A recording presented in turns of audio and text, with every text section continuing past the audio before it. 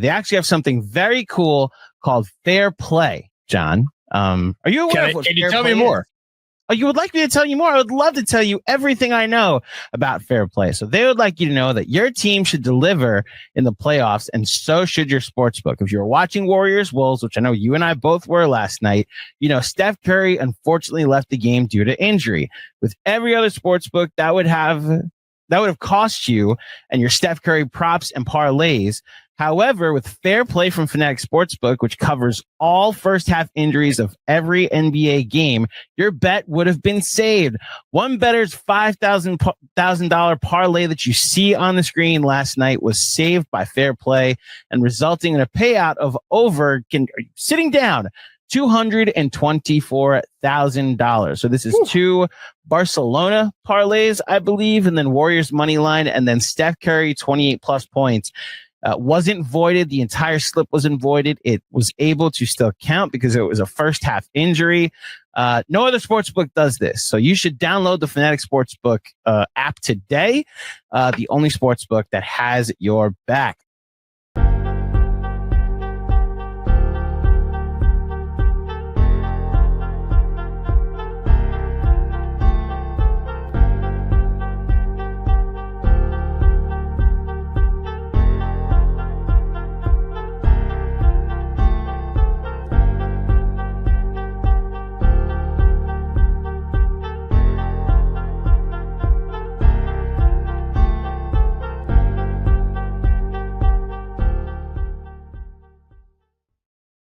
Okay, let's do this. Welcome to the Knicks Film School Postgame Show presented by Fanatic Sportsbook.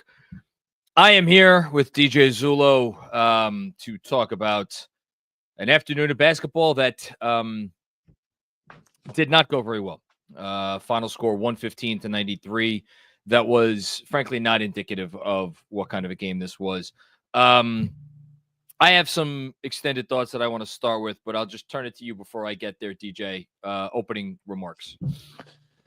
Yeah, that was a painful one to watch. And, you know, watching the first quarter, it seemed as if the Knicks had totally transformed, revamped a defensive scheme that had led to wildly positive results in the first two games. And as I'm watching it, my mind kept going to, well, that doesn't make sense that they would go into this game and say, you know, we're going to switch a little less. We're going to play more drop. We're going to sort of revert back to how we defended the Celtics in the regular season.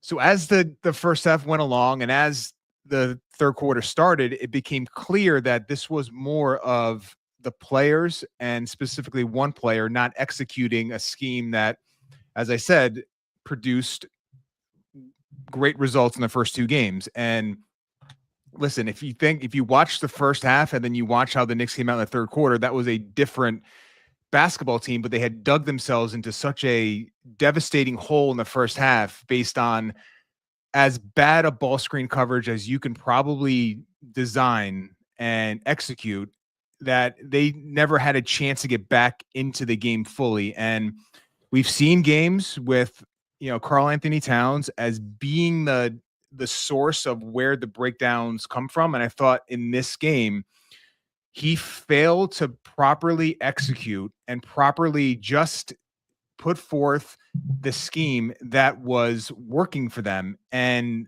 I don't know what happened. I think the Celtics did some things which we can get into in terms of the specifics, X's and O's of it. But he, in a large part of this, just wasn't good enough, to the point where on one of the threes that Tatum hit, OG Anunoby, and you rarely see him do this, was motioning dramatically with his right arm in a way of like, get up on the screen, because Towns was so far back. I don't know why that happens or why this is a theme of really his career, but it really bit the Knicks to the point where they couldn't really recover it. That wasn't the only reason why the Celtics went 12 of 19 in the first half on threes, but I think it has to start there because that's how the Knicks were able to contain this offense in the first two games and where they let go of the rope in this one.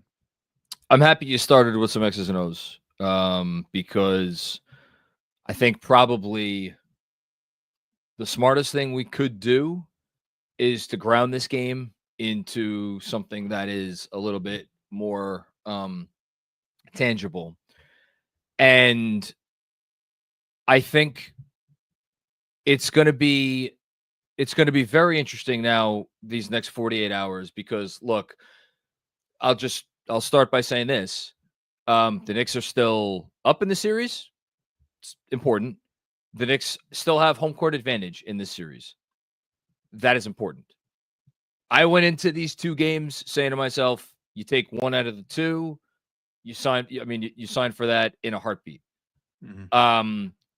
Now there's only one game left to get the one out of the two, and it is game 4. And if you do not get game 4 and the series heads back to Boston 2-2, all of the momentum, to the extent that the Knicks still have any momentum, and I am not sure they do, but I want to talk about that in a moment, is gone. And any hope, not any hope that they had, obviously, but like it completely, game 4 will then flip it. Now, as much as I could sit here and say it's only one game, and we can ground it in some X's and O's stuff, and we could say, make this adjustment, make that adjustment. The reason why I feel like this is going to be a very interesting 48 hours is because of two reasons. One, you did not just get beat. Again, the lead never got below 20, right, in the second half? Okay. And I don't think it did. Yeah, it didn't, and the Celtics could have made this a lot uglier if they had kept their concentration up, which, again, we know keeping their concentration up is not something they do well, and it's the reason that the series is 2-1 instead of 3-0, or 0-3, I guess, would be the better way to put it. So I'm not going to completely write off that stuff, but still, this could have been worse. You got shellacked, and you got shellacked on a day and in an arena where there was more hope, excitement, energy than at any time for your franchise in the last 25 years, at least the last 25 years, maybe 2000, maybe 1999. It's one of those two. Either way, it's a quarter century. And for you to do that, and I have to stop myself because I was going to do this at the top and I forgot, and let me do it now because I don't want to go too much longer. Shout out to everybody who was in that arena in MSG today, and shout out to every Knick fan anywhere. People who are watching on whatever it was, 7th Avenue, people watching in their homes. The amount of belief and the amount of positive vibes that have been emanating from this fan base over the last 2 days were so palpable, and I've been feeling it coming from all corners. And when that crowd was chanting defense with the Knicks down fucking 20 in the fourth quarter, like they were down 2, I heard that and I'm like, oh my God, I feel so bad for every person in there. And sitting here, I don't like that has to be expressed, because like what more could you possibly ask for your home fans? Not only the ones that are in the arena, but the home fans everywhere. So you had that belief, you had that energy, and you squandered it so thoroughly. And in squandering it so thoroughly, here's the other part of it. You were reminded that this was a one-sided matchup for the most part in the regular season. And the coupling of those two things, squandering all the energy and the Celtics coming in and reminding you, reminding themselves, reminding everybody in MSG, reminding everybody in the city of New York, the city of Boston, everybody who watches basketball all over the planet, that, hey, when we go out there and we play our game and we execute, you probably can't stay on the floor with us. Now, having said that, 20 for 40 versus 5 for 25. And it was even more ridiculous in the first half. What did you say? The first half shooting, 3-point shooting was 12 for 19? 12 for 19 for the Celtics. So 12 for 19 for the Celtics. The Knicks got their third 3-point make in the beginning of the fourth quarter. So if you want to sit here as a Knicks fan and look at those numbers and say the Celtics were the team that needed to win or they went home, we were the team that had the little bit of wiggle room, they shot the lights out of the ball, we didn't make our third three until the fourth quarter, chalk it up to a bad shooting night, chalk it up to a championship team that was playing with the appropriate desperation. I'm not gonna completely dispense with that viewpoint, and I'm not gonna sit here and say like that viewpoint is unfair or it's nonsensical. But between the defensive end that you already talked about, and more importantly for me at least, the offensive end, if you're the Celtics, are you not going into Monday night's game with all the confidence in the world? You have to.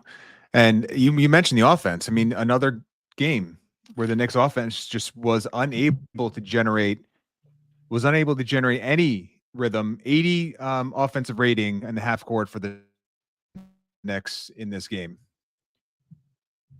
I'm not sure if I went out. My connection's still good? Yeah, you're good. You went for a second, but you're back now. Am I still there? Yeah, you're good.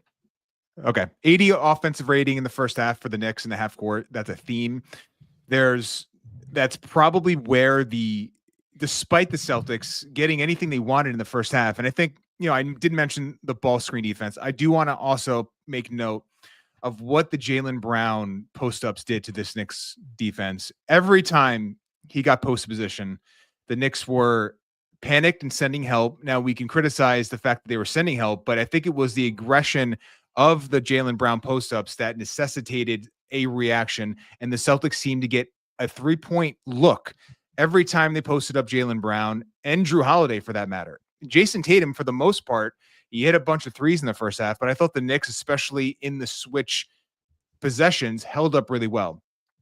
The Jaylen Brown impact here, and he wasn't the Jaylen Brown we're more used to seeing in the first two games. The Jaylen Brown in the first half specifically is the Jaylen Brown that is the 1B, the true like all NBA finals level. MVP. That guy. That's the guy that showed up and imparted his will on this game. And it does change the calculus of how you defend this team. And we're still not getting the Porzingis that we know and that we have come to respect. We're getting a guy that's severely compromised. When you factor Brown being also compromised, then it lowers the ceiling of this team. Brown is a huge factor in this game. But, offensively to the Knicks side of things, I don't know where you go here because I have an idea, but keep going. Okay, well, let's talk about what is, I think, causing specific. I know Jalen Brunson's numbers are going to look okay in this game overall. Doesn't matter. It doesn't matter. He's having no opportunity to get anything downhill in the first half, any sort of wiggle room in the first half. And I think you're seeing the Knicks lean on Josh Hart as a screener, and that in the regular season has worked for them. The problem here is that the Celtics defenders, whether it's White or Brown or Holiday, they are going through Hart in a way that Brunson is not getting that separation off the screen, which is it's critical for a player like him who is not going to generate the downhill drives in isolation to do it. He needs to get that advantage. It could be a small one, but he needs an advantage in these ball screen situations. And when you're leaning on Hart to be the primary screener for him, and they did get Hart on some rolls to the rim, that's from the, one of the takeaways I think from this game that you can be positive about. But in terms of Jalen Brunson's performance as a on-ball screen operator, when Josh Hart is screening for him, and it's been this way in games 1 and 2, and now in game 3, the Knicks are unable to generate a lot of offense, which really does sort of open the question of like, what is this offense going to be able to produce in the half court if you don't have a viable screen partner with Brunson and you are losing any semblance of spacing when Josh Hart is on the floor? And if the Knicks aren't getting offensive rebounds, and they rebounded like 40% of their misses in the half court. So they did the job in terms of generating extra possessions and extra looks. But the first shot offense for this Knicks team right now is brutal. And I think you have to give a lot of thought to how do we open things up, because It's not going to work if this is the offense that the Knicks are going to have to work with against the Celtics, despite a 2-1 lead. It's DJ. It's not just the Celtics, because we saw them play 6 games against the Detroit Pistons. Right. And at no point in time, for me at least, against the Detroit, other than game 3, where Tobias got into some early foul trouble and like Towns like hit a bunch of threes in transition. You've gone now 9 games, and in 9 games, your half-court offense has largely been bad. Not even average. It's been, for me, especially given the personnel, it's been below average. And you and Benji talked about it on your X's and O's session. We've been talking about it even as they pull out these miraculous wins. One miracle win after another. It's not like we can run from the truth. This truth has always been there. We have always been open about this truth throughout this playoff run so far. So yesterday, and it was, you know why I actually did it? It was because of the question that you got from, I think it was Drew P. Mm-hmm. Would you start Mitch? Yeah. It was focused more on you play him at the beginning of every quarter, so it really challenges Mazzulla. Do you really want to foul to get Mitch out of the game? All right, now you got to do it from the opening tip. I texted Fred, and I'm not going to say what he said. If he wants to say what he said, he could share it on his own. But I was like, how insane on a scale of 1 to 100 would it be if Tibbs came out in game 3 and started Mitchell Robinson over Josh Hart?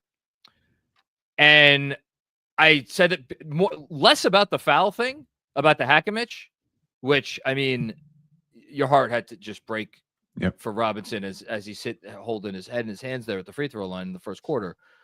But it was more just about the offense in general. And I thought that had worked so well. And I don't even know what the numbers were. So Mitch was a -3 in 19 minutes. Again, I don't even really know what to do with that, but it's certainly not a bad number. And now he's, again, by far the best plus-minus guy on the team through 3 games of the series. And, like, I get it. You're up 2-0. You don't change what's working if you're up 2-0, except it wasn't working. And it's still not working. Look, he's not going to do it. I think they could. And I'm not. To be very clear, what I'm proposing right now, it's not like it doesn't have downsides. You and Benji talked about those downsides. You talked about the pluses, the minuses. So I don't want to rehash that conversation. But as I was watching this, I was like, you know what? Is it that insane? And then, of course, the alternative is, you got Deuce McBride there, who was a -1 in 20 minutes. Again, I don't know how much you make of the individual plus minuses in this game, because it was just kind of a weird thing in the whole second half. I just don't know I don't know how much you take from anything that happened in the second half. But it just does not seem like they're able to do enough. Now, that doesn't mean don't play Josh Hart, but it's just, he seems like he would be better off right now as an energy guy off the bench, as opposed to part of this starting 5. It feels like we're at an inflection point, and I think I'm glad you mentioned that it's not just the Celtics series. You have the game 1 20-2 run, or whatever it was, that was really generated by campaign and transition offense. Like, there was no offensive flow in that game. It was game 3 that was the one game where I feel like you had a full offensive performance that was commensurate with like what your talent and regular season baseline was. So and the only hesitation I have is, Josh Hart, I don't know if his back was hurt. He took a really hard fall in this game in the first half. I don't know how much that impacted him. He didn't do all the things that we always talk about that makes the trade-off worth it. And when that doesn't happen, when he's not doing all those things, and you get the cramped spacing on the other end, on the offensive end, then it becomes such a, flashing red light. Like, you have to make a change here. So I'm always in the back of my mind, like, we have to not view this game as a indication that Josh Hart in this series can't start and play well. But it's not just this game. It is now basically the entire playoffs, if you look at what this half-court offense is performing. Or, the last 4 months, if we're really keeping it a buck. Right. And in those last 4 months, even then it was, you can argue, the offense was still very good. The offense in November, December was not the offense that finished the season. And Josh Hart was obviously a big part of the decline offensively that has unfortunately made its way through the playoffs. I think there were 3 plays that stuck out to me regarding Hart. And to be clear, like, whenever we talk about Josh Hart, and Benji does a great job of this, there was the conversation about how Josh Hart plays individually, and then there was the conversation about the impact that Josh Hart has on his team when he is out on the floor. Sometimes those 2 things are polar opposites. Tonight, I actually think they're a little bit closer, and I'm going to reference some possessions. And the other thing I want to say, to say this game was all on Josh Hart, it's not. As you pointed out, the biggest culprit in this game was the Knicks starting center on defense, Karl-Anthony Towns. And I do want to get back to maybe some possessions there and sort of talk that through, but go ahead. And we're going to. Also, Mikal Bridges, I know he finished with 12 points, 6 to 10 from the field. A big time zero offensively in the first half, and you felt his possessions that did not go well. And there are a couple I'm thinking of in particular. But to the Hart thing again, there was a possession midway through the first. He had 2 misses on the same possession. He missed the 3. They got the offensive rebound and then had an opportunity for a close 2 that was either blocked or he missed. That's 1 possession. Next possession that I wrote down, it was where I thought there were a few turning points in this game. And like in general, if we weren't talking as Knicks fans and we were talking just as neutral observers, I think my takeaway from this game might be that every time the Knicks got a shred of momentum, the Boston Celtics had an answer at the appropriate time. So right, and Mazzulla was very liberal with his timeouts too. It felt like much more than is typical. Like he was calling timeouts pretty quickly to stave off any potential momentum, to your point. Next one, it was a sequence that started with Bridges was blocked. Boston scored off of an offensive rebound. Again, I know the Knicks ended up getting more offensive rebounds than the Celtics in this game. I thought the offensive rebounds that the Celtics did get, again, it's been the case the whole series. They've all seen backbreaking. And then after that score off an offensive rebound, Hart was blocked at the rim. They came back the other way, scored 44-25. I believe it was the largest lead at the time. And then there was a play. It was 3 possessions in a row, and he actually had a good possession somewhere in here that I think he got fouled and went to the line or something. But it was just towards the end of the second quarter. Got the ball in the corner. First time I've seen him do this. Pump faked, did not shoot it, but then also didn't drive or pass it, and then he decided to take the shot. It's like he pump faked, and Porzingis was on him. He pump faked, Porzingis was already 10 feet off of him. Yeah. Pump fake did nothing. And then he's like, well, I guess I'm going to shoot it. And he shot it. And that was the least amount of confidence that I've seen Josh Hart take a corner at 3-point period with in some time. Shortly thereafter, he was blocked at the rim, led to a fast break for Boston, 49-50 Celtics. And then a couple possessions later, I thought he played some really poor defense on Jaylen Brown and made it 57-35. I believe that was the largest lead at the time. So, look, Hart if he's not going to be great at all the Josh Hart stuff and be the best version of Josh Hart, this has to become a conversation. Mentioned Bridges. This was not a good game for Jalen Brunson. 4 turnovers. I think all of them were in the first half. I thought if you wanted to point to the last moment that I was like, I'm done taking notes after this. When the Knicks were down 24 early-ish in the third and the crowd was chanting, "Let's go Knicks," Jalen Brunson dribbled off his foot. So maybe that was his 4th turnover. Tatum fast break and 1 up 27. It felt like that was what I know there were some gasps after that. And again, credit to the Knicks crowd for that. But, so Brunson did not have a good game. And it's funny, Towns was 5 of 18 from the field, and yet watching, I was like, as I was watching it, I'm like, he didn't have a terrible offensive game. Now, he also went to the line 11 times, made 10 of 11 finished with 21 points on 18 shots. But as you say, and we'll get back to it right now, the defense, if you want to go on about it right now, feel free. Sure. Yeah. So trying to, as I said to start, trying to figure out like what the deal was with how they were defending, and just texting with people and trying to figure out, not having access to the to view these clips in short order, but getting some sent to me. There's clear, just watching on a few of these possessions, that the switch partner, and one was Josh Hart, one was OG Anunoby, expected Towns to switch. These are first quarter possessions. Towns is in a drop, not in any position to switch. And in both occasions, the Celtics got open threes out of it.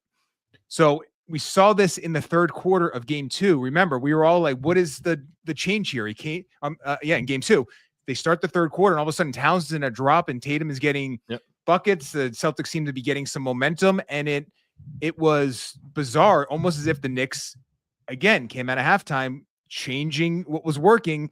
But again, it wasn't that they were changing what had been working.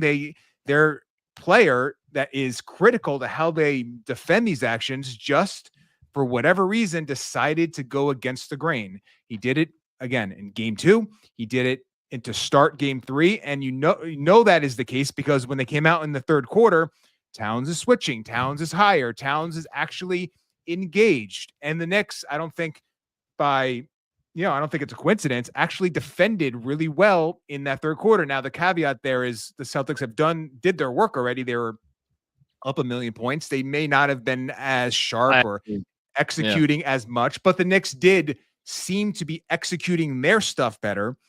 So it just begs the question, like, why does this continue to happen? And there are evidence of that in the Detroit series as well, where he has a amazing game 1 defensive performance. It declined almost by the game in that series. And then you seeing this up and down play in the Boston series. I can understand when you're just beat because you don't have the athleticism to keep up, or your agility is not great, or you're not a great rim protector, but to just not be willing or able to execute the bare minimum, which is the scheme the team is designed to run.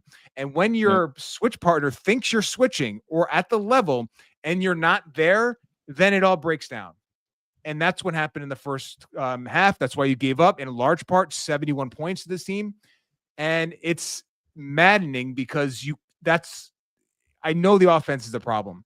And the offense might be a bigger problem than the defense. But again, you have to be able to just execute what the intended scheme is. And if you can't do that, then it makes it untenable to put forth an effort that's going to continue to shut down or limit a great shooting offense. And it's a shame that he wasn't engaged enough to do in the first half. We'll see how, what game 4 brings, but you don't go game to game, quarter to quarter, what level of Karl Anthony Towns you're going to get on the defensive end.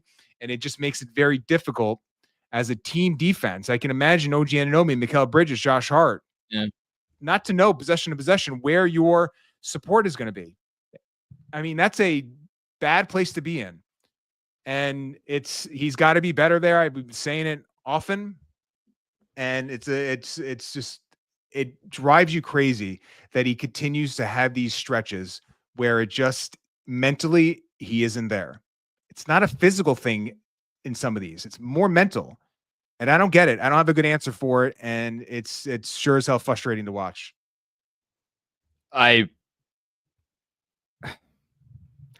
Someone, I think, asked me on the Patreon mailbag. Shout out to all of our Knicks Film School patrons that I recorded yesterday. They were like, they quoted Towns' stats from game 2, and they said, they referenced something I said on the post game after game 2, which is that I was frustrated with Towns. And they're like, what's it going to take for you to buy in? And my answer was like, with great power comes great responsibility, because we know, and I was more referencing the offense, but on both ends, we know what he's capable of. We know what he's capable of because we see it from time to time. And my frustration is with, like, the guys on your team what they wouldn't give to be blessed with your skill set, you know? And I understand that skill set does not include the quickest feet on defense. I understand. And I understand that is what a lot of this comes back to. And I understand that we are asking a lot of him. But this is the playoffs, man. This is the second round. You're playing the defending fucking champs. This is your chance. This is your franchise's best chance potentially to win a championship for the first time in 52 years. It takes a lot. And I just looked up some numbers. So Towns for the series in 103 minutes, he's a minus 13, which is actually the best of all the starters. But OG Anunoby, believe it or not, is worst. Minus 37. Hart minus 25. Bridges minus 22. Brunson minus 15. Towns minus 13. However, Towns is minus 13 overall in 103 minutes. In the 25 minutes he has played with Mitchell Robinson, Yeah. the Knicks are a plus 25. They are a plus 25 in 25 minutes with Karl-Anthony Towns and Mitchell Robinson on the floor together, which means in the 78 minutes in which Karl-Anthony Towns has played without Mitchell Robinson, the Knicks are getting outscored by 38 points.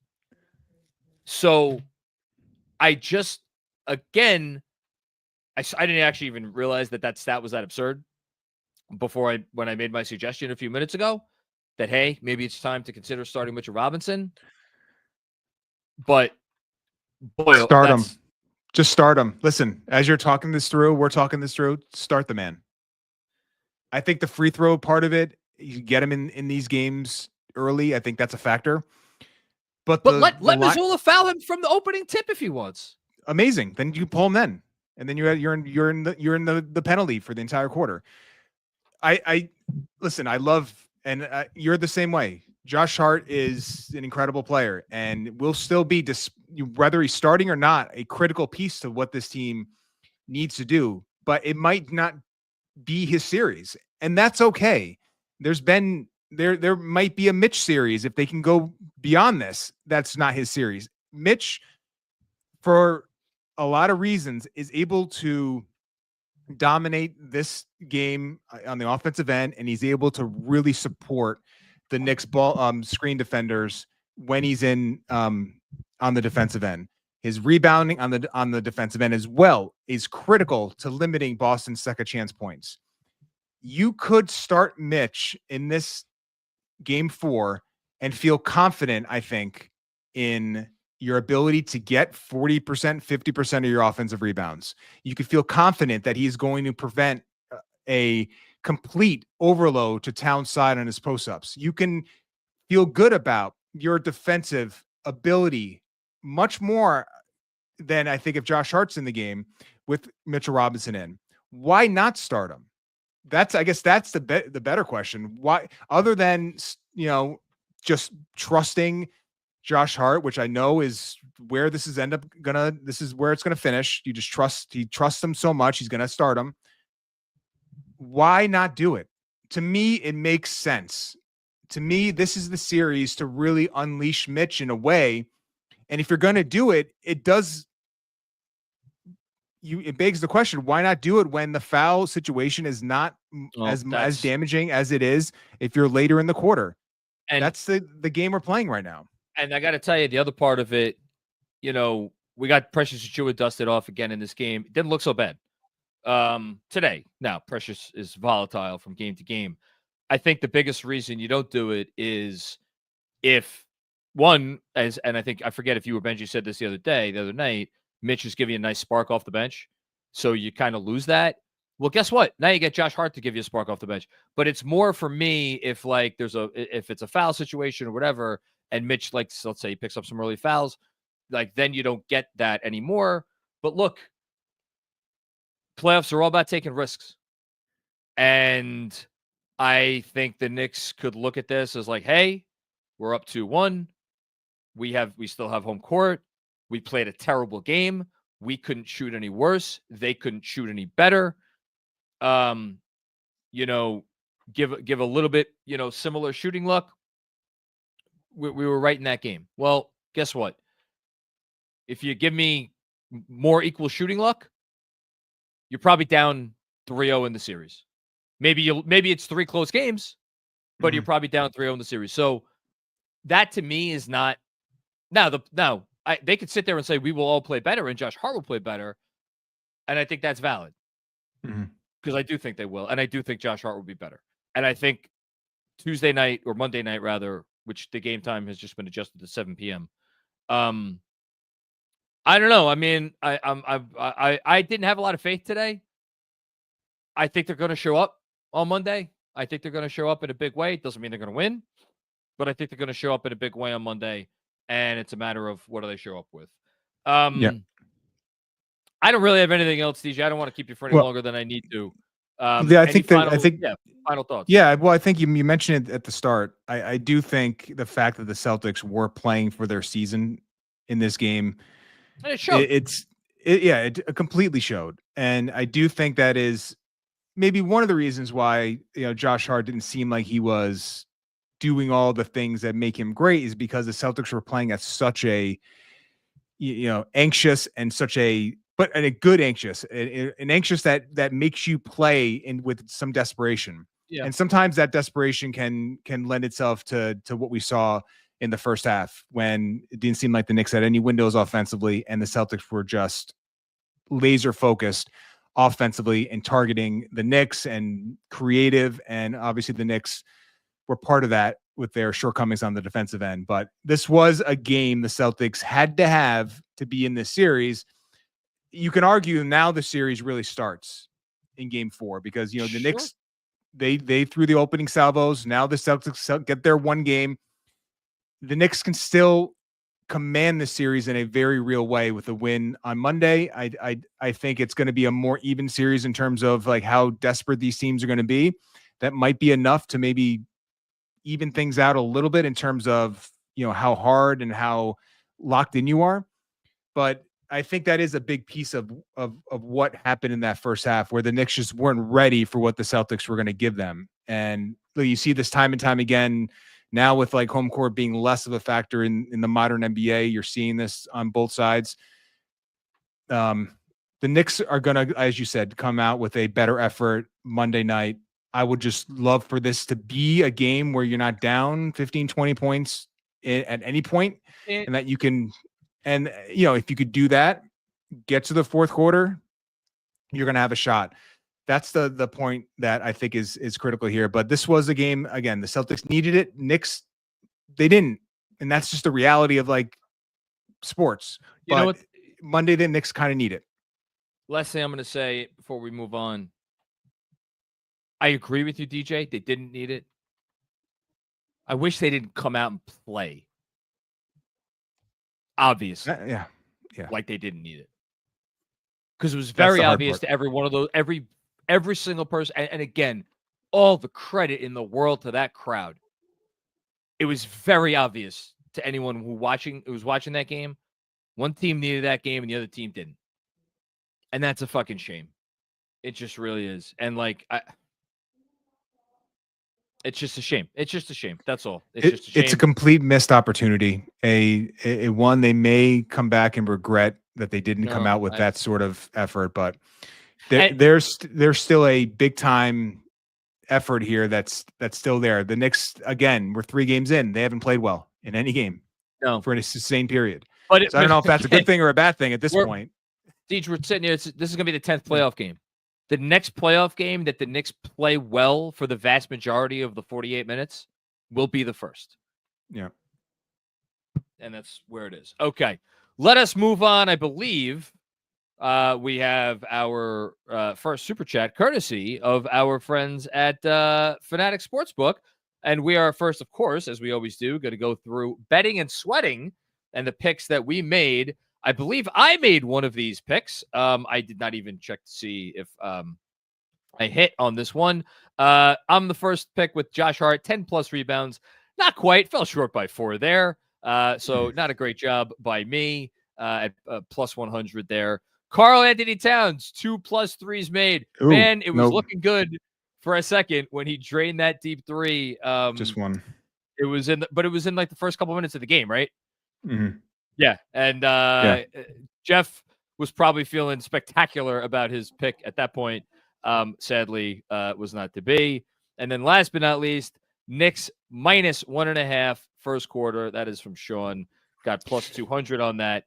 Fell a bit short. I don't have the first quarter score in front of me. We'll just assume that it was a 2-point game at the end of the first quarter and leave it at that. So that's a big 0 for 3, but that's okay, because here's the best part about Fanatics.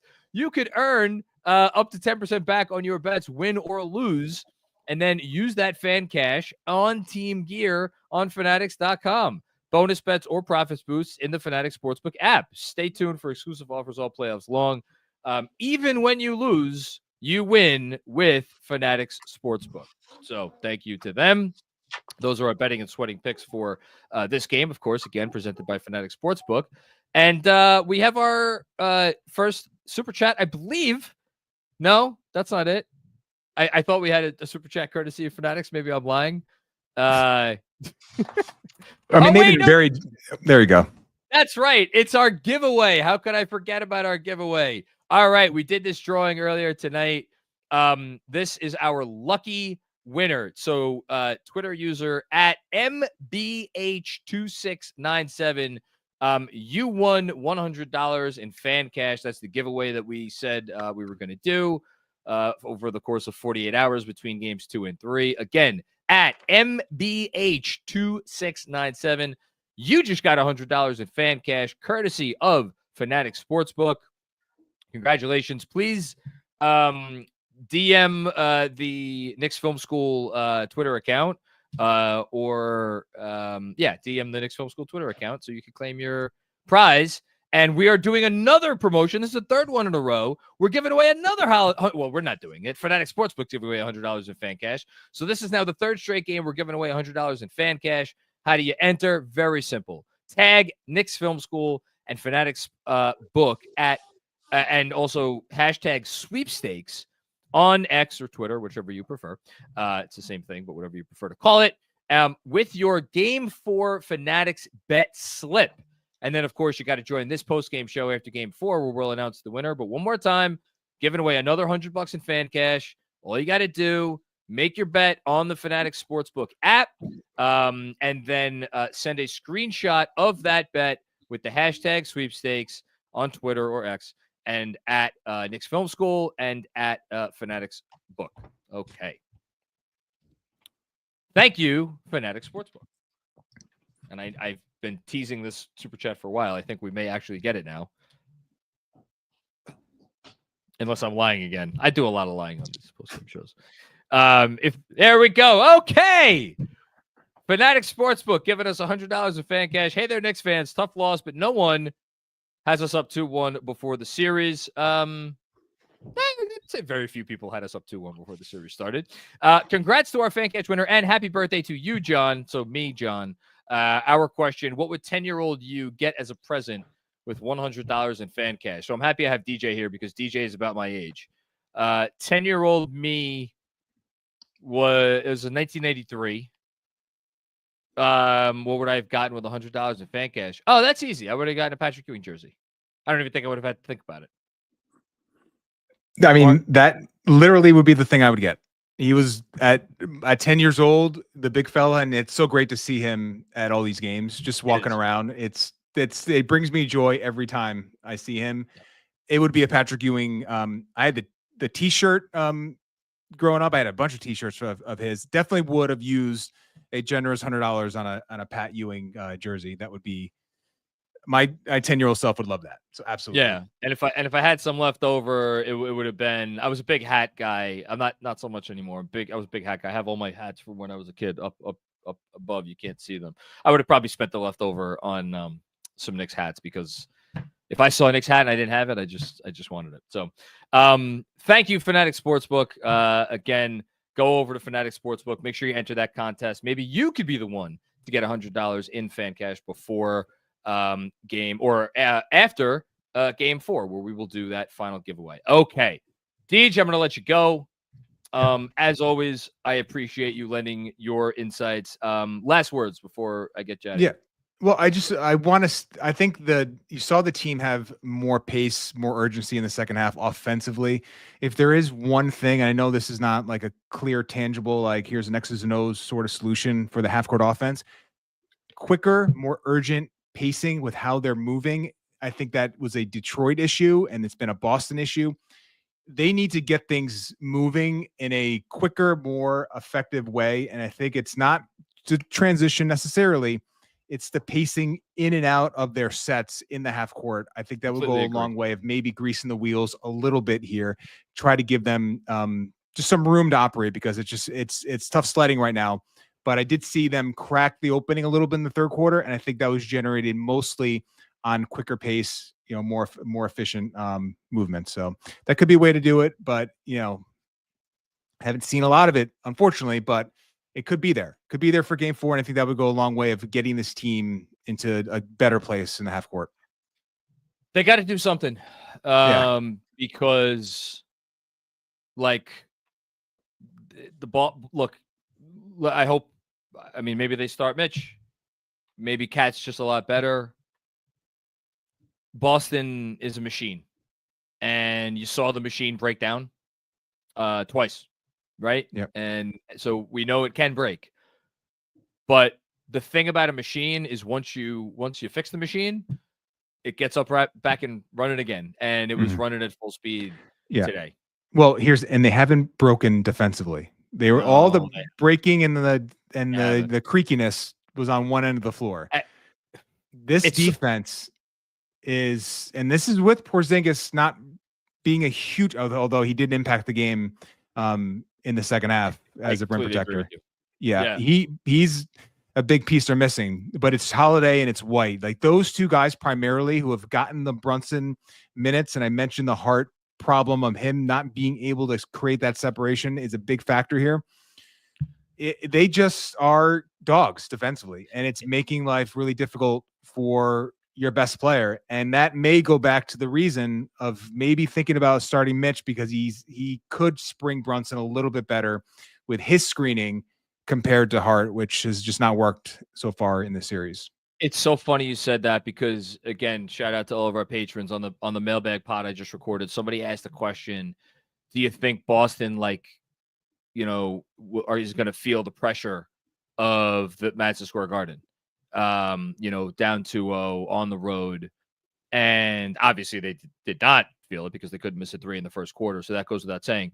But it forced me to go back and look at all of their big road, because I knew they had a ton of big road playoff wins over the last 3 years. You know what they all have in common? Pretty much without exception, the defense. Yeah. The defense showed up, and there were some massive road playoff wins that the Celtics have had where their offense, and like Jason Tatum in particular, was not great. Like there was one road win they had where Marcus Smart was their leading scorer. Tatum wasn't good. Brown wasn't good. But you know what they do? They defend. And as you just said, their defense does not break down. Well, listen, Tatum had 22 points on 20 shots today. I know he got off to a good start. Yeah, listen, the 4 threes were massive, and every one of them seemed big in the moment. But yes, I completely agree with you. Yeah, I mean, I think the defense, and then Derek White in general, of all the guys that have really, he hasn't shot amazingly in all these games, but his two-way ability, the block shots, the offensive rebounding from the corners, he's so versatile, and it really is. He's such a complementary piece, but it's their defense that keeps them afloat, and that's I think the biggest problem the Knicks have to solve. I think even more so than the ball screen coverage, which I think is more of like the play better button. Yeah. The Celtics defensively are so locked in right now of what the Knicks are trying to do that it is up to the Knicks to throw a wrench into the system.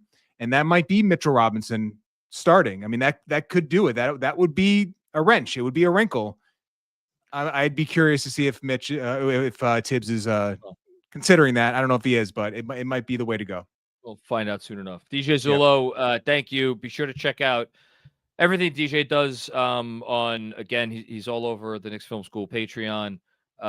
He's all over X, putting out film threads on there, doing film work for us just on regular KFS. You can see on the YouTube channel. You're the man, DJ. Thank you. Thank you. All right, man. Later. Talk to you soon. Okay. Man. Yeah. Wish I could say I was surprised. I wish I could sit here and feel even the slightest bit surprised. I've had feeling for a couple days, just that today was not going to go well. Just thinking about this Boston team, thinking about how many times they have showed up so big on the road over the last few years, where they have won a championship, where they have made a finals, and where they pushed the Eastern Conference champion to 7 games in the Eastern Conference Finals.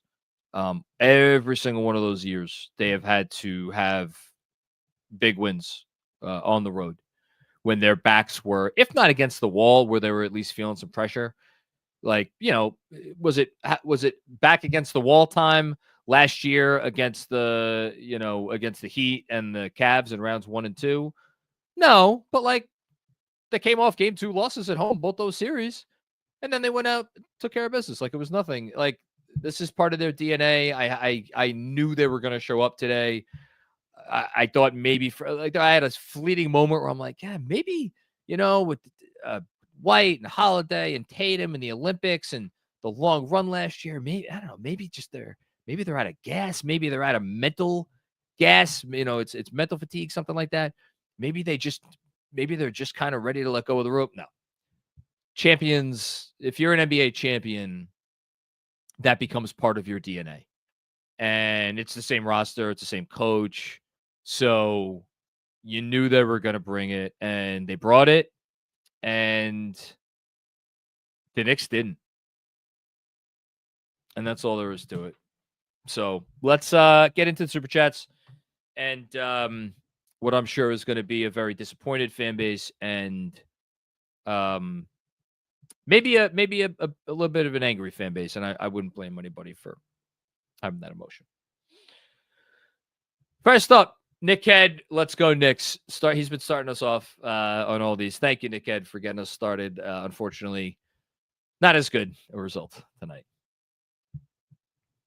Badowski, what's going on? Burnham Bridges, no truer statement. God and on our side. V for victory.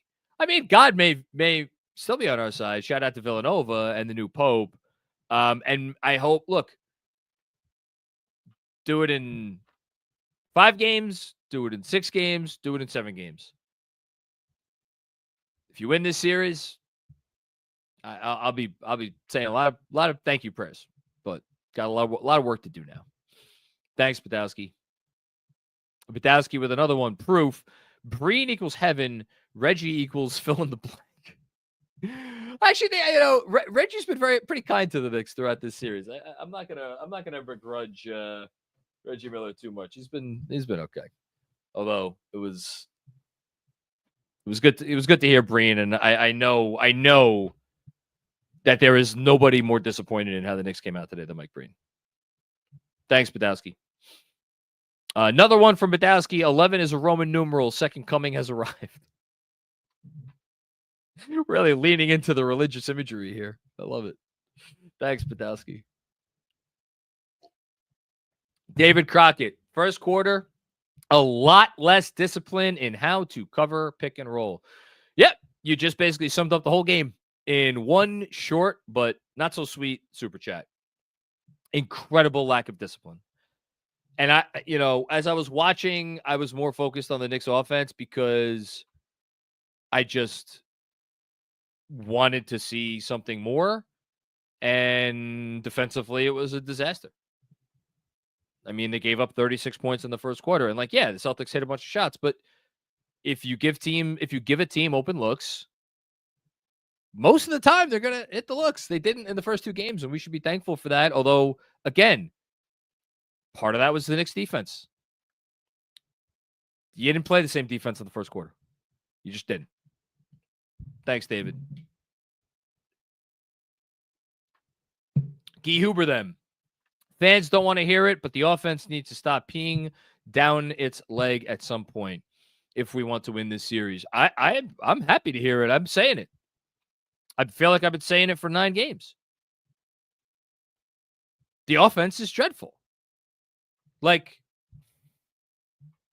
I mean, this isn't the half-court offense, what I'm about to point to. But in the playoffs so far, the Knicks are scoring 107.1 points per 100 possessions.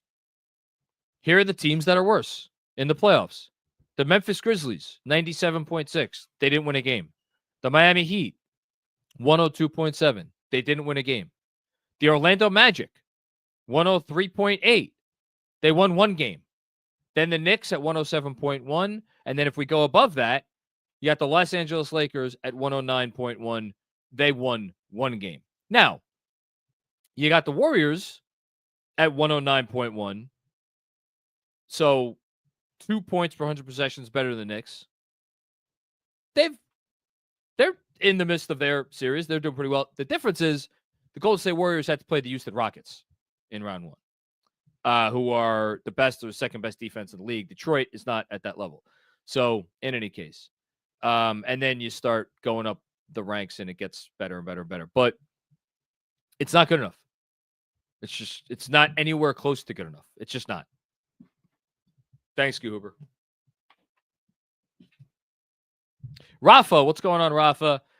Series over. Series over.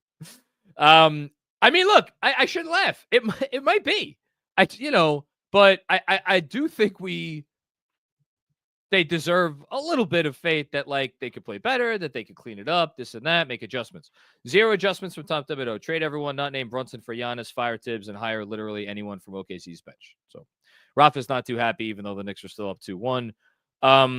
Look, I think most people coming into game 3 in a series where you're up 2-0 would say, look, we're up 2-0. It's not on us to make adjustments.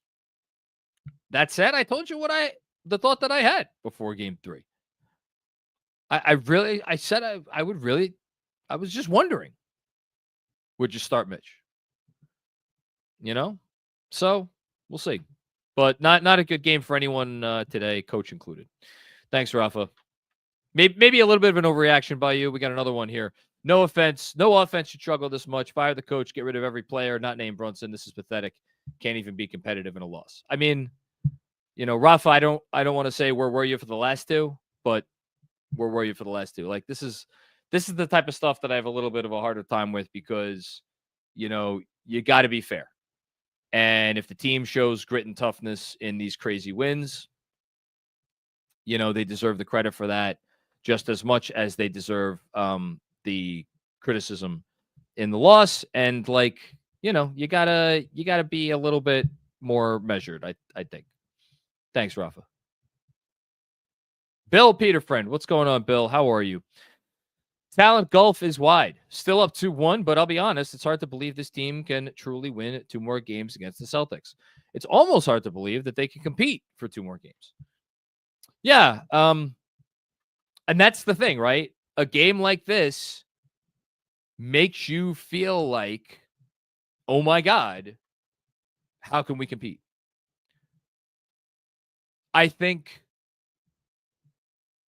it's an amalgamation of a lot of different things, all of which today at least went right for the Celtics and wrong for the Knicks.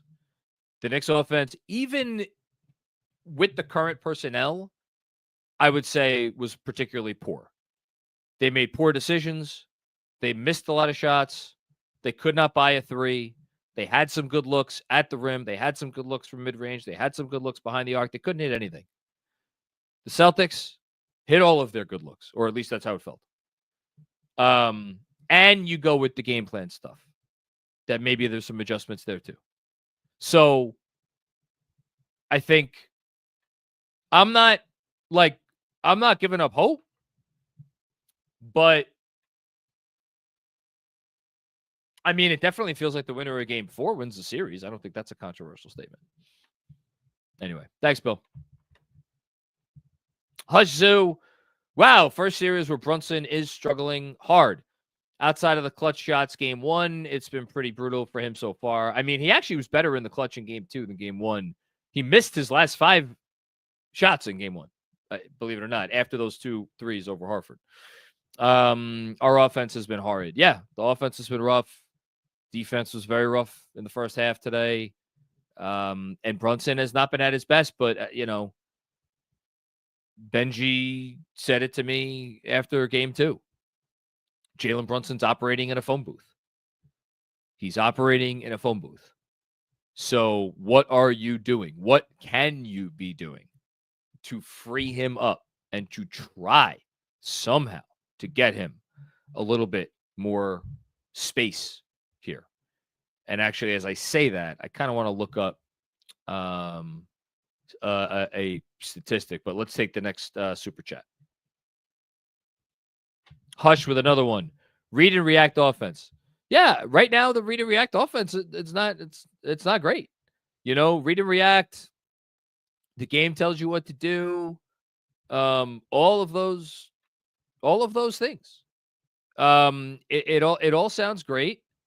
And look, read and react, it's been working great during these comebacks. And honestly, even in the third and fourth quarter tonight, I thought the offense was a lot better. Now, again, how much of that is due to the Celtics letting their guard down? I did think the offense looked better at times, but right now there's just a lot left to be desired. There's just a lot left to be desired with this team, and in particular, with this offense. Okay, the number that I wanted to look it up right now. Brunson. So Brunson and Towns together, offensive rating 98.2. That's in 85 minutes. Man, you know what? I'm going to give myself a fucking pat on the back for this, because this is exactly what I thought I was going to find. That's why I looked it up. Brunson and Mitchell Robinson. This is in this series. Sorry, it's in this series. Brunson and Towns, 98.2 offensive rating. Brunson and Robinson, 124.1 offensive rating. The defense, Brunson and Robinson, 100 points per 100 possessions given up. Defense with Brunson and Towns, 109.0 points per 100 possessions given up. So the difference between Brunson and Robinson versus Brunson and Towns in this series is a difference of 34.9 points per 100 possessions. Feels like a lot.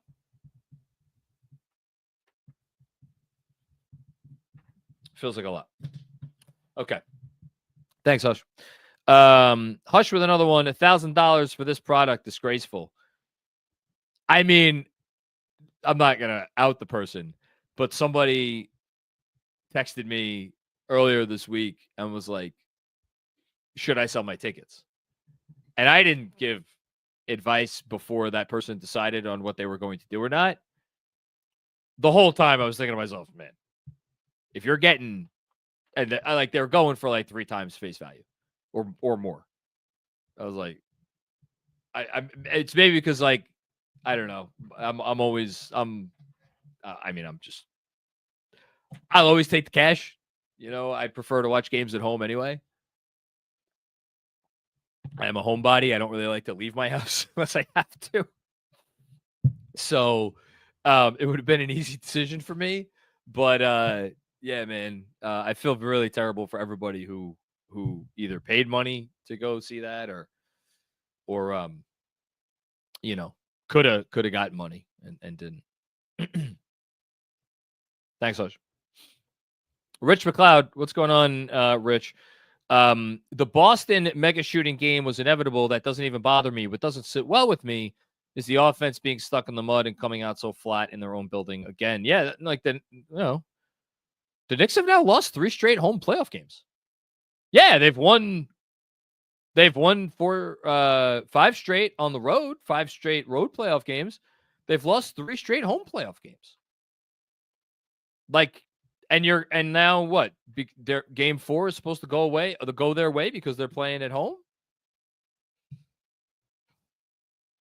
It's I'm with you, Rich. The offense bothered me more than the defense because here's the thing. I agree with I completely agree with DJ in that the defensive execution, in particular the pick and roll coverage with Towns, was poor in the first half and in the first quarter in particular.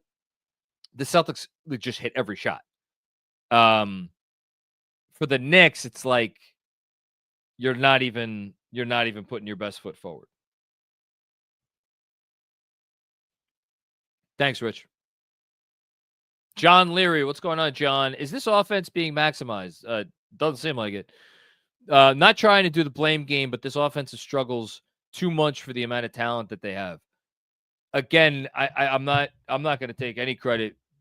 Benji and DJ nailed it on their X's and O's podcast the other night, where they were talking about all the different things that you could do to get Karl-Anthony Towns going, and you have to get Karl-Anthony Towns going.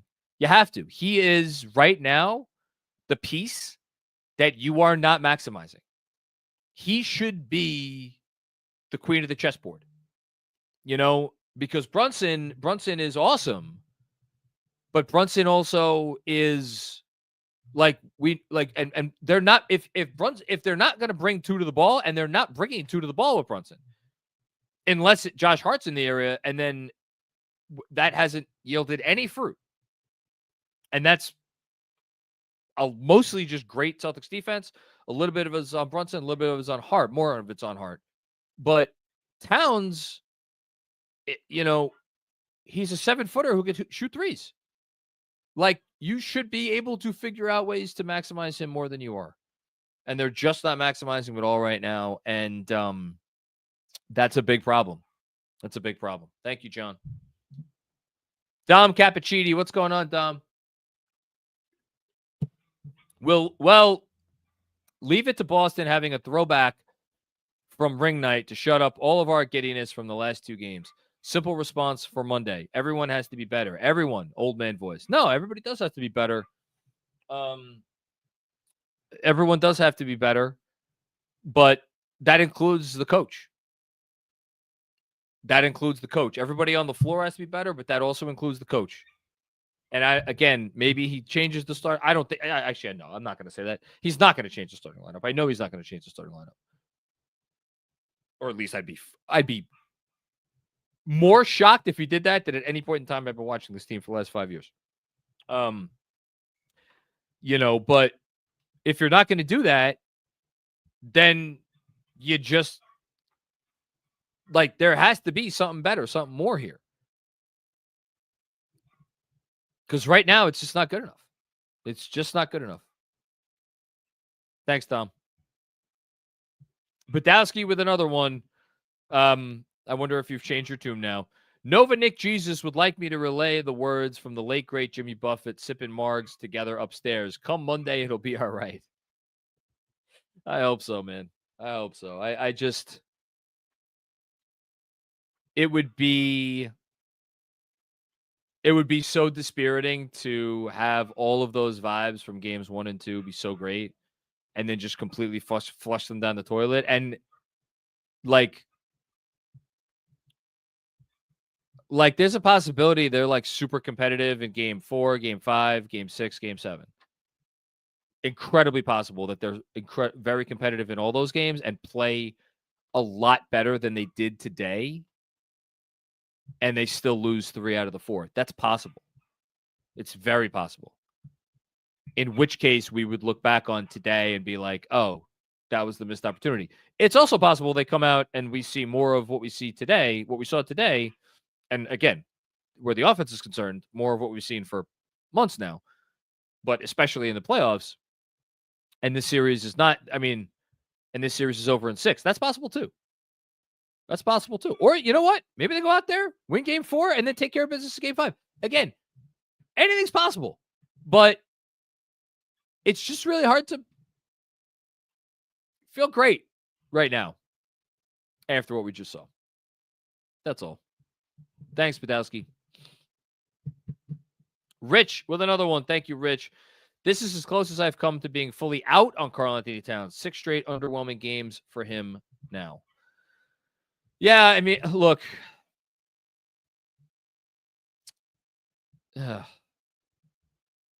Towns, it's it's tough for Cat right now. Let me pull up. So, I mean, last 5 game. Well, game 4, you can't group game 4 in. Oh wait, how many did you say? 6 straight? Yeah, 6 straight. You can't group game 4 in because like game 4 against Detroit, he was not good throughout the game, but he hit 2 of the most amazing shots that you'll ever see, and 3 shots in total at the end of that game that got you that win and probably turned that series. Almost certainly turned that series. Since then, he was a -12 in game 5 in a game his team lost by 3. Scored 17 points on 14 shots. Was very bad. Game 6, he scored 10 points on 4 of 10 shooting. Did get your 15 rebounds, but I think largely was not really much of a factor. Game 1 against Boston, 14 points on 13 shots. The defense, I thought, was okay. Game 2 against Boston, I thought the defense was okay. Game 2 against Boston, he had 21 and 17. I thought game 2 against Boston, like, I would not characterize that as a bad game. Just like I would not, because of what he did late in game 4 against Detroit, I don't know that you could characterize those as bad games. Were they great games? No. Were they good games? They were acceptable games. So let's say this, Rich. Again, you know me. I'm a stickler for details. Out of his last 6, he has played 4 bad games and 2 acceptable games. And I even want to give the asterisk for game 1 against Boston because I thought, again, his defense was okay in that game. For the most part. Not in the third quarter. It was very bad in the beginning of the third quarter, and that really helped turn the game. And his offense was very bad in the beginning of the third quarter. Okay. Thanks, Rich. Hudson with another one. What Cat was shooting this game? Unserious.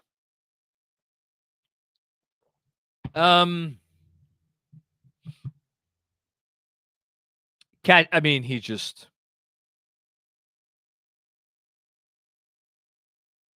It was not a serious effort from Karl-Anthony Towns tonight. I don't know what else to say. It was not a serious effort from him. It wasn't good enough. He has to be better. And I think the game... I don't want to say the moment got to him because you don't know that, but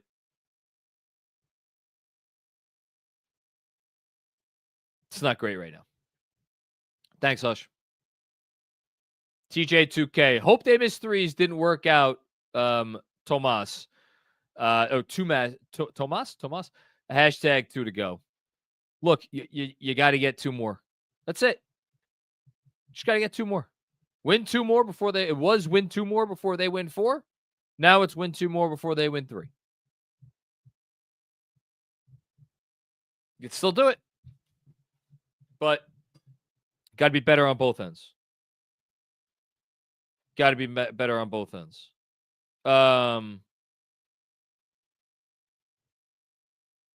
So, a couple quotes.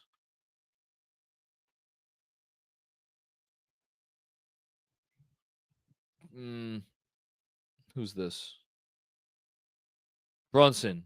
I don't think we came out with the mindset of being satisfied, but I think it was just subconsciously satisfied being up 2-0. Not the way we need to approach the game. No. Subconsciously, consciously, unconsciously. Does it make a difference? Thanks, TJ2K. Deadward 604. You knew the Celtics would have a game like this and respond. Yeah, you knew they'd come out and play. That being said, Cat needs to stop driving with Pritchard on him. He's so predictable on offense, which is why he gets shut down by Boston. It's very predictable right now. It's very predictable right now, and it's not good. People have focused on the lack of 3-pointers for Karl-Anthony Towns in this series. I got another number for you. Karl Anthony Towns has played 31 and a half minutes, 35 minutes, and today he played 36 minutes. In this series, Karl Anthony Towns has one assist. One.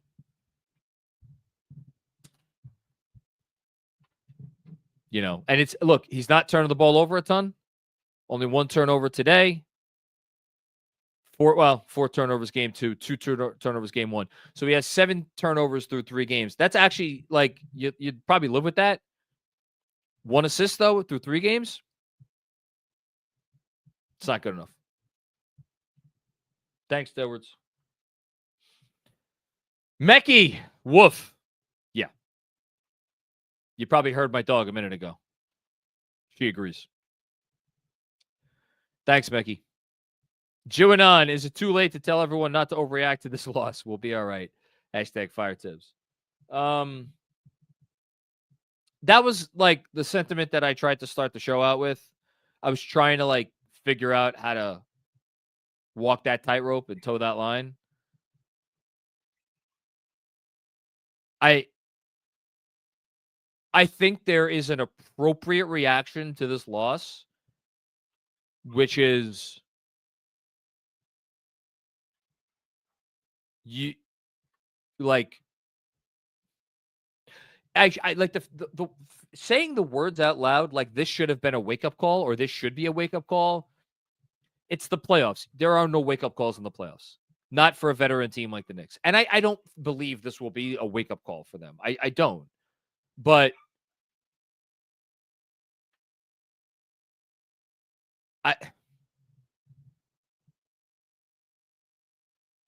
we're through 3 games of this series. The Knicks are up 2-1. There is no one out there. If you are the biggest Knicks fan in the world, if you're a neutral observer or anyone else who would disagree with the simple statement that the Celtics are the better team. Through 3 games, there is zero question which team it is the better team and which team has been the better team. Which again, I get it. I'm saying that, and you're like, what? But that doesn't make any sense. One team has won 2 games, the other team's won 1 game. I'm sorry. They're like, just watching, if we're being honest with ourselves, it is very obvious one team is the better team. So I don't think that's going to change, but you still have an advantage. You still have one more win than they do. So can you muck it up enough 2 more times?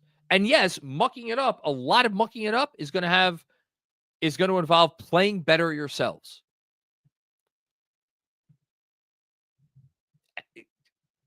And I think, here's the thing, the best team doesn't always win, but you have to close the gap. Game 1, game 2, you close the gap enough.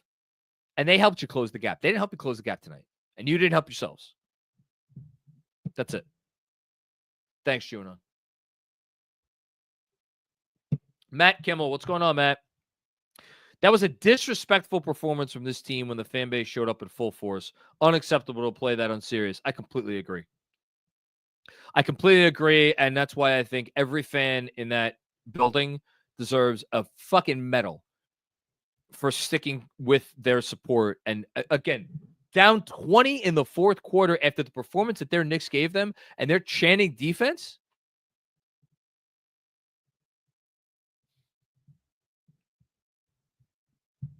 I hope the players are embarrassed, because they should be. They should be. Thanks, Matt. Matt, Nick, Scotland. What's going on? My buddy Matt from across the pond. J-Mac, 3 things. 1, happy birthday. Thank you. Please drink copious amounts of single malt and bourbon to numb this pain. I appreciate that very much.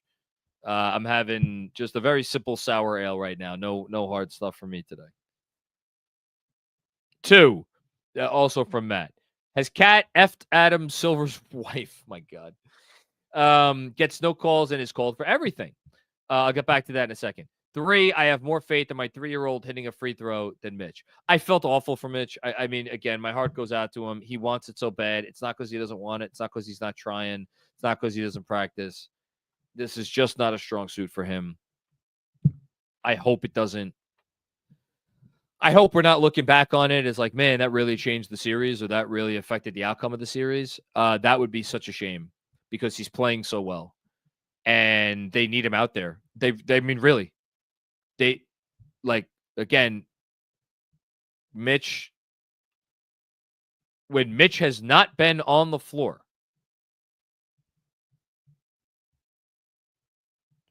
they are, well, Mitchell Robinson is a plus 27 in this series. Excuse me, a plus 26. Mitchell Robinson is I misspoke. Mitchell Robinson is a plus 29 in this series. They have, in total, been outscored by, what is it? 97, 18. So he's a plus 29. When he's been off the floor, that means they've been outscored by 47 points. That sounds right. They need him. As for Cat, look, it's the playoffs. This is how the playoffs are getting called. It is what it is. Deal with it. Thanks, Matt. Jason M. What's going on, Jason? This loss was on Tibbs. Abandoned the defense from the first 2 games. Celtics generated open threes all game when they refused to switch Brunson and Cat. Again, I'm going to lean on DJ. He seems to think it was Cat. And again, DJ watches the game with a much more astute eye than I'm able to. You know, he referenced a couple instances where it was very clear that other players were motioning for Cat to be up at the level or switch or whatever. But that said, I also noticed instances where they didn't want to switch Brunson. Now, they have not wanted to switch Brunson liberally in the first 2 games either. They have tried to be creative with it. There were some breakdowns there. But yeah, I mean, look, it was not a good day for Tom Thibodeau. Let's just say that. Thanks, Jason. David Crockett with another one. Thank you, David. I think we could settle the question of what happened in the third quarter of game 2. Cat is somewhere in space on defense. Not the only one, but the main one. When he's involved in every action, he may not be the only one, but it's almost like he's the only one that matters. You know? And again, here, I'll look. I'll pull up the on-offs right now.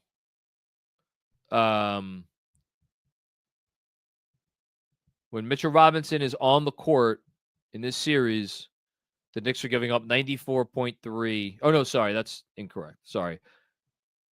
Actually, hold on.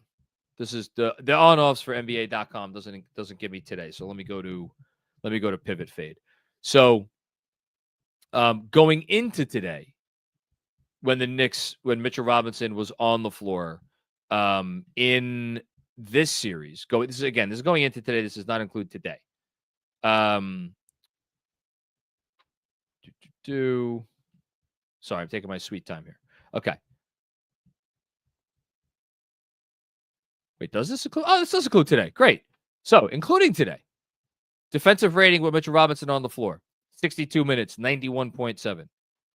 Defensive rating with Mitchell Robinson off the floor in 87 minutes, 116.3. It's night and day. Night and day. And so, again, when Cat's the one defending the pick and roll, it all changes. When Mitchell Robinson's in there and he's defending the pick and roll, it's a lot better.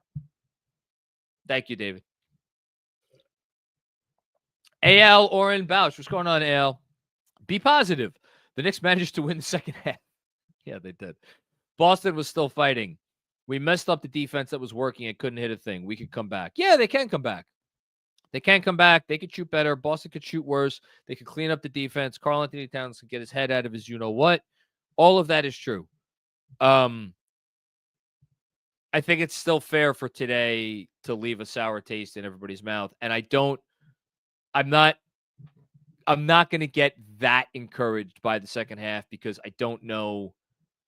Like, it was just so obvious that game was over. But then again, it was so obvious that games 1 and 2 were over. So maybe I don't know how much to factor that in. Maybe I'm being unfair by writing it off or dismissing it. But yeah, no, it's a long way from over. He says with his team up 2-1. Thanks, Al. David Crockett, another one. David, you're the best, man. Seriously. It's always thoughtful too. It's always, even when it's very critical, it's always thoughtful and reasoned, and it's why I love you, man. The bigger question is how to get OG and McCall going on offense earlier. They're just taking punches right now. I think that is the unheralded story of the game. Mitchell Robinson OG Anunoby was largely non-existent on offense in this game at 2 points. That's it. I mean, look at his stat line, actually. That's 31 minutes, 1 of 6 from the field, 2 points, 2 rebounds, 1 assist, a turnover, 0 blocks, 0 steals. Again, only 31 minutes. I wonder if OG is starting to get gassed. And if he was gassed today, that's a bad sign because they just had how many days off? They had 3 days off, right? What's today? Oh, today's Saturday. They had 2 days off. Okay. Well, whatever. They only have a day off now. I don't know if he's gassed, but so that's an issue. And then Bridges, I thought, I know Bridges ended up with a good stat line. I thought, again, I'm not going to repeat myself. I thought Bridges really hurt them in the first half. I thought he had opportunities and he was indecisive and he just did not execute very well. So, thanks, David. I mean, there was a moment that was, again, actually, I lied before. I said that thing where Brunson dribbled the ball off his foot was the worst moment of the last note that I took. I did take one more note after that when OG and Mikal Bridges lost the ball out of bounds after they couldn't get it. Like, they were trying to, like, here, you take it. No, you take it. No, you take it, really. No, I insist. And then the ball goes out of bounds because nobody wants to take the shot. That was in the third quarter. Not ideal. No, I don't know where mommy is. She's somewhere here. Thanks, David. D's Vintage 128. The starting 5 has to change. We need to play a bigger lineup. I mean, you know my opinion. I told you at the top of the show.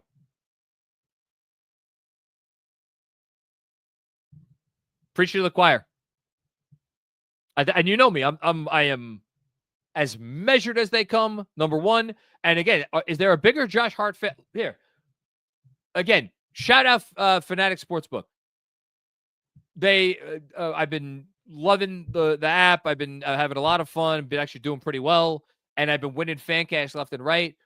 I got a little bit of fan cash in my account, and the fine folks at Fanatic Sportsbook were like, "Hey, we'll send you something, even a little as a token of our appreciation for all that you guys are doing." You know what I picked? Here, I'll show everybody. There's a piece of Madison Square Garden game used court, and they have these available for all kinds of players. This is the only piece of memorabilia I saw with Josh Hart's name on it. I'm like, I want a Josh Hart piece of memorabilia. It's a piece of the Garden that was played on by Josh Hart, and I wanted that. And I wanted that because I don't think I've ever appreciated a player as much since the 90s as I appreciate Josh Hart, because he goes out there and he leaves it all out on the court there at all times. There is no bigger Josh Hart fan than me. And I'm telling you right now, I think they need to change the starting lineup, and I would move Mitchell Robinson into Josh Hart's spot. Thanks, D's Vintage. AL with another one, and they kept tacking Mitch when the lead was 20 plus. Yeah, I thought that was interesting by Mazzulla. Because I think he's betting I'm gonna burrow so far in this guy's head that he's not gonna know which end is up. Now, you could say it could go both ways. Maybe Mitch hits a few free throws. Maybe he gets some confidence. I don't think this is turning around. And I think that was Mazzulla being like, man, the boogeyman is always going to be there whenever you step foot on that court. And I think he wants to get in his head. And I think it's just an incredible coaching job by Mazzulla. Incredible job. Thanks, AL. Dom with another one. Fantastic that today wasn't a must win. Guess what, guys? Tomorrow or Monday, damn sure is. Let's go Knicks. Yeah, again, everybody treated it like it wasn't a must win, and that's a damn shame. It's a damn shame. Really. It's a damn shame. But yeah, you're right. Monday's a must win. Thanks, Tom. OG team, what's going on, OG? Celtics have a 6th Man of the Year winner, and he's not even their 6th most important player. That's crazy. You knew it was their game when White made a tough three. I mean, there were several plays I wrote down where I was like, that's it. I think I thought White's play of the game, and it was like, for me, it was kind of a nail in the coffin. The Knicks had a defensive possession where Cat switched onto Tatum. It was a good switch. Forced a miss. Who got the offensive rebound? Derek White. And then it led to a Jaylen Brown putback.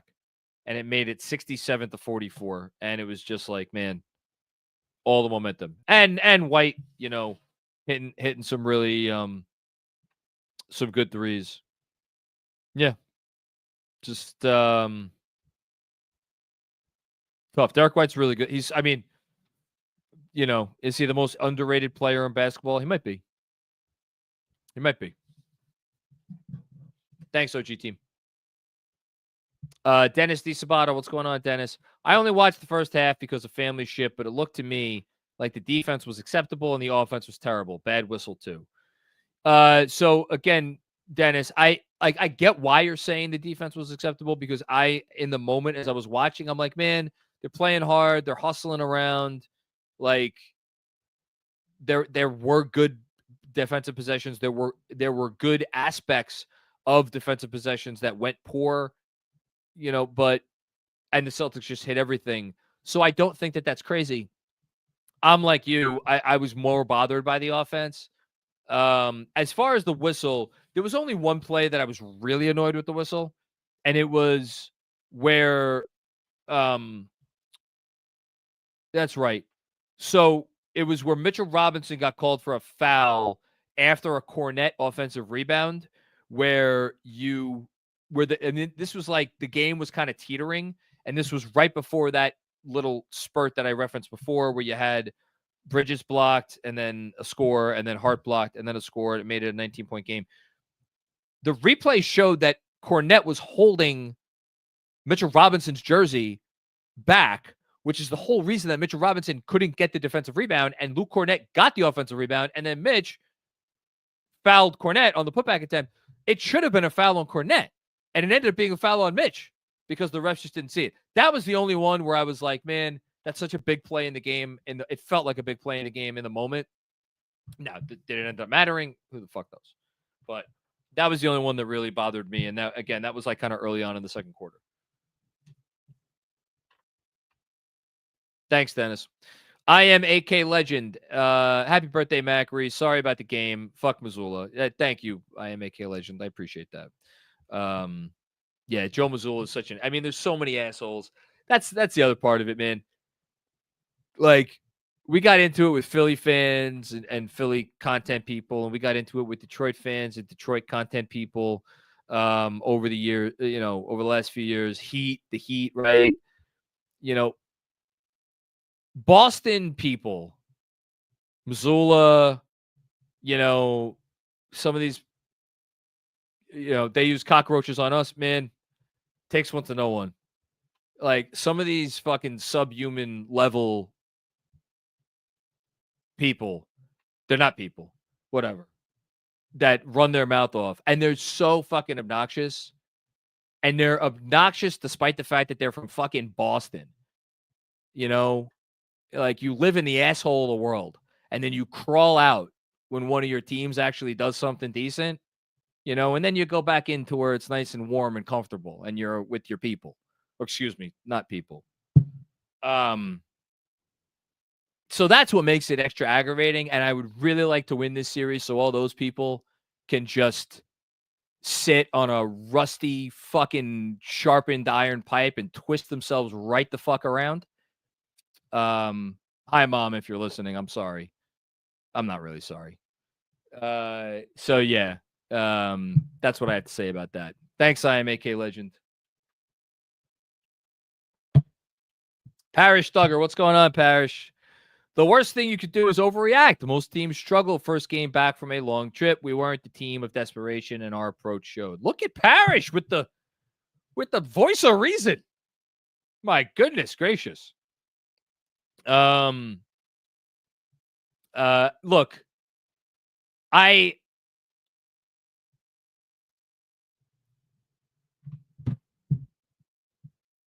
think they need to react appropriately. Let's say that. And now this is a tweet from Fred Katz. Karl-Anthony Towns was asked if he had a broken bone in his hand after the game. It is what it is, he responded. I'm going to keep finding ways to play, so I ain't tripping. When asked if he underwent x-rays, he said, I'm going to let them tell you that. Yeah, so it looks like Cat. That doesn't sound great. And then Mikal Bridges said, I thought they came out with more urgency. Okay. Thanks, Parrish. And if you know what, we're sitting here killing Cat, like the guy's playing hurt, so let's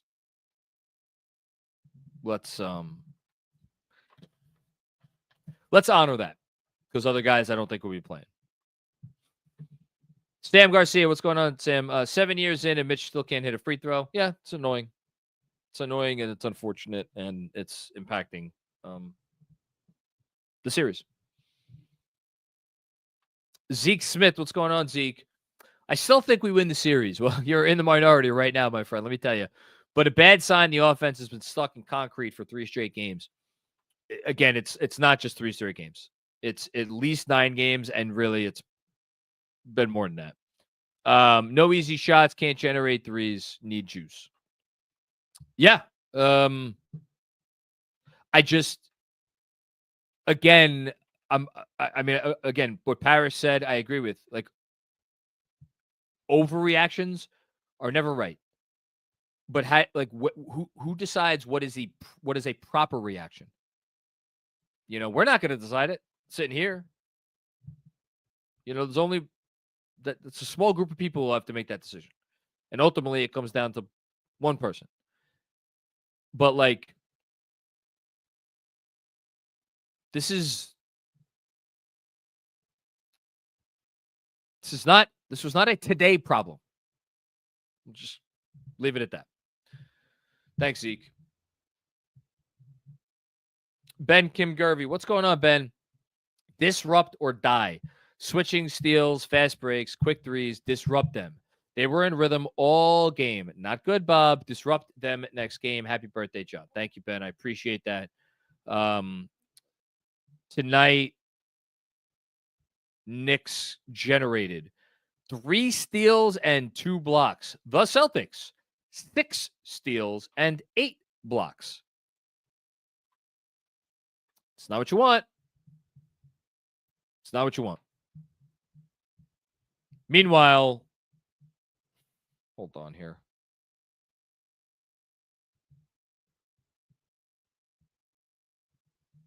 So, first 2 games in Boston, Knicks, 10 steals and 11 steals. And again, to Ben's point, today, what did I say? 3 steals. And then if you go back to the Detroit series, is it a coincidence that they won the 3 games that they had double-digit steals? Probably not. Probably not. Thanks again, Ben. Oh, yeah. Sure. Great time to do a little quick word from our friends at Cornbread. If life's been getting a little crazy lately, what is one thing that helps me unwind? Cornbread Hemp's CBD gummies.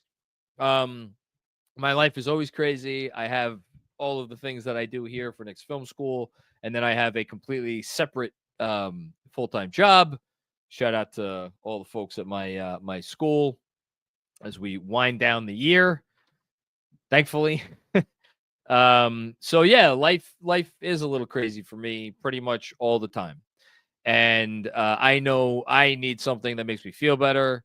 I know I need something that reduces stress for me. I need something that reduces discomfort because I guess I'm officially getting up there in age because I just flipped another year today. And as I get a little bit older, I find, and I never thought I'd say this as a 20-year-old or even when I was in my 30s, it is harder for me to relax now than ever before. And so Cornbread Hemp CBD gummies, because of how they're formulated and because of how they're made with only the best part of the hemp plant, and obviously third-party lab tested and USDA organic, it knocks it out of the park. So Knicks Film School listeners, you can save 30% on your first order.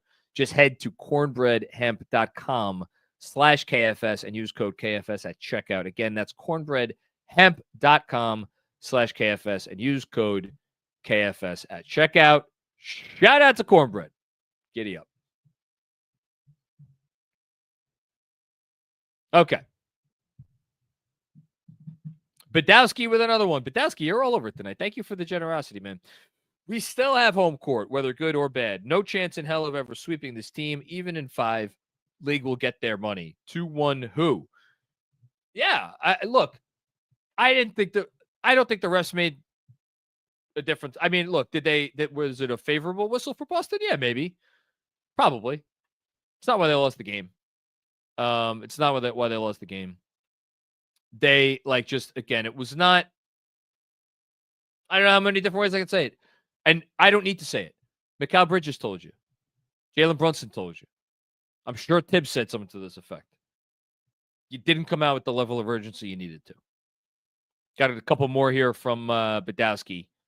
Wasting away again in Somerville, South Carolina. Searching for my lost dagger 3. Some will say that there's a Mikal to blame, but I know him will bail us out. Yeah, I didn't think Mikal Bridges played a great game today. Nobody played a great game today. I mean, Benji Ritholtz, I feel bad. I think it might be sundown, so maybe we'll be getting a Benji Ritholtz tweet soon. I feel bad for him having to do this grade book and give grades after this game, because who gets a good grade? I mean, Mitch, I thought Mitch played well, got 6 offensive rebounds in 19 minutes. He also missed 8 free throws. He was 4 of 12 from the line. I thought Deuce played pretty well. I thought actually Precious Achiuwa gave them some good minutes. I thought it really did. I thought Precious was good in his limited stint here today. So you might be able to get some B's, B, B plus, B minus, whatever, to the bench guys. I don't think there's a single starter that deserves anything higher than a C. And I'm not even sure that I would give a straight C, because a C means you've done an average job. I didn't see that from any starter today. I just didn't. Thanks, Badowski. And then last one for Badowski. Dante is owed a 1 day from the new Nova Pope. Poll. Would Judaism from Catholicism be considered reverting? Asking for a friend come Monday. Man, there's a lot of shit involved in there. I just know that I would convert to Latvian Orthodox happily if it meant the Knicks were going to win this series. Thank you, Badowski. Badowski with another one. Last two. Badowski, I don't know who you are, but I really appreciate all the generosity because at least you're bringing some positive vibes. Last two. 1, happy birthday, Mac. Thank you for grinding. 2, happy Mother's Day to all the Maz, and thank you for understanding it's not just a game to us. For us paying Macri. Look, every mother who raises a son or a daughter who, is a Knicks fan, if you're anything like my mom, you feel it. You feel it when they win. You feel it when they lose. My mom has kind of stepped up her fandom in recent years, and it's really helped me do what I do. And it's meaningful. It's incredibly meaningful. I'm going to see my mom tomorrow, so I'll wish her a happy Mother's Day then. But if she's watching right now, I will say, happy Mother's Day early to my mom. Thank you for the birthday wish.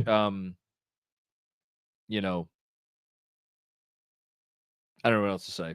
I don't like my birthday. I wish I didn't. Wish nobody knew about it, and I wish I could go on my merry way and it just be another day. But I did get the best birthday present that I think I have ever gotten earlier today, and my daughter had a gymnastics lesson. My daughter Scarlett Ray had a gymnastics lesson, and for the first time, she did a full cartwheel on the balance beam and landed. And I would say that I've never been prouder of her, but I'm proud of her every day. So that's not really true. But yeah, so I don't know where the hell she is. She's running around. But shout out to my daughter Scarlett Ray. And my daughter Isabel also. Hold on, wait. Yeah. My daughter Isabel drew this during the game. I have no idea what this is supposed to be. But I like it. It's nice. So, shout out to Izzy, too. Okay, next up. Luyan, what's going on, Luyan? Thank you for the very generous contribution.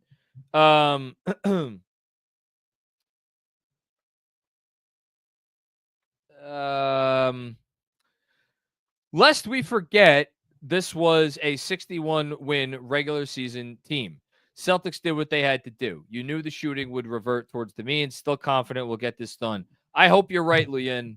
I'll tell you, I did not. I know you didn't either. I did not forget that this was a 61-win regular season team. And that's a low number. Like, they're better than that. They're just... I don't know how many ways to say it. They don't give you any openings, and they force you to capitalize on everything. Any mistake that they make, you feel like you have to capitalize on in order to win. Most of the time. Not all the time, obviously, but most of the time. And they have so many answers. My God, do they have answers. They have answers upon answers. Thank you, Leon. Alex, we built for this. Get hyped for Monday. Let's fucking go Knicks. I love the positivity, Alex. Thank you. Chris Carter, what's going on, Chris? The Knicks are still privileged to be up 2-1, but given the moves the front office made last summer, one good offensive game out of 9 is brutal. I don't know. Like, there's no way to sugarcoat it, Chris. There's no way to sugarcoat it. Like, that, give everybody credit involved to be at this point in the playoffs where you have 6 wins against 3 losses, where you have home court in the second round, where you've showed incredible grit and toughness and perseverance, and clearly there is something good about the culture in that locker room. Give credit for all those things. Something is not adding up. Something is not adding up. And we'll just leave it at that for now, and we'll have a longer conversation at a later time. Let's leave it at that. Thank you, Chris. Rich with another one. Last one. Knicks have only led for 12 of 149 minutes played in this series so far. That is a tough way to live. It's my favorite super chat of the night. I'm going to steal that one.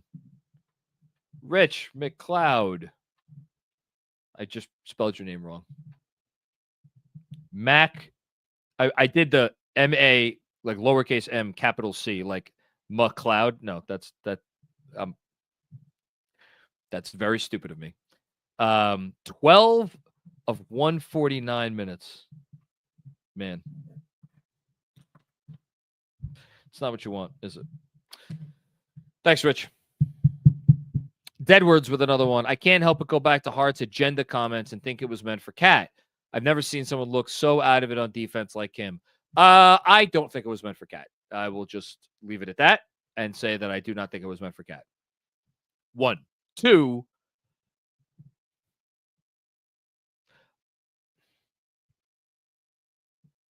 I have sympathy for all of Cat's teammates, which is and for this reason, I have sympathy for them because I think they love the guy. And I think they love that he cares so much and he is playing hurt.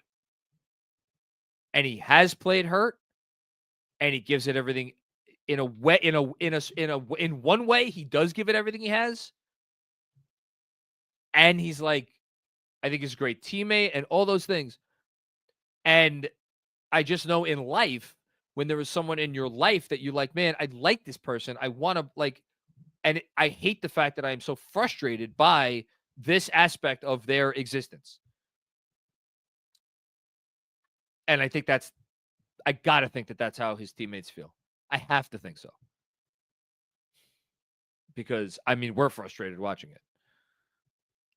Thanks, Edwards. Phase Vader, what's going on? Or Phrase Vader, what's going on, Phrase Vader? Well, I'd feel better if that loss was spirited. That said, on to game 4. Let's fucking go Knicks. Let's fucking go KFS. I don't know. I mean, do you give them anything for, like, continuing to try to fight and scrap into the fourth quarter? What did the Warriors lose a game by 50 or something?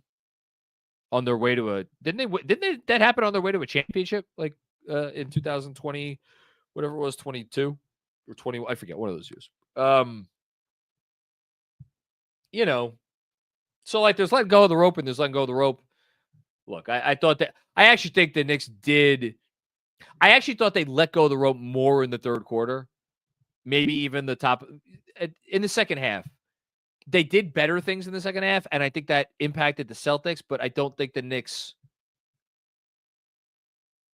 Let's say this. There was an unseriousness to the Knicks in the first half and a different kind of unseriousness to them in the second half. I don't know if that makes any sense, but it's how I felt watching. Thanks, Phrase. Alex with another one. Thank you, Alex. If I changed the starting lineup, I would do Mitch for Cat. Whoa!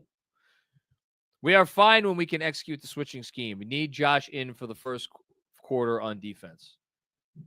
Wow.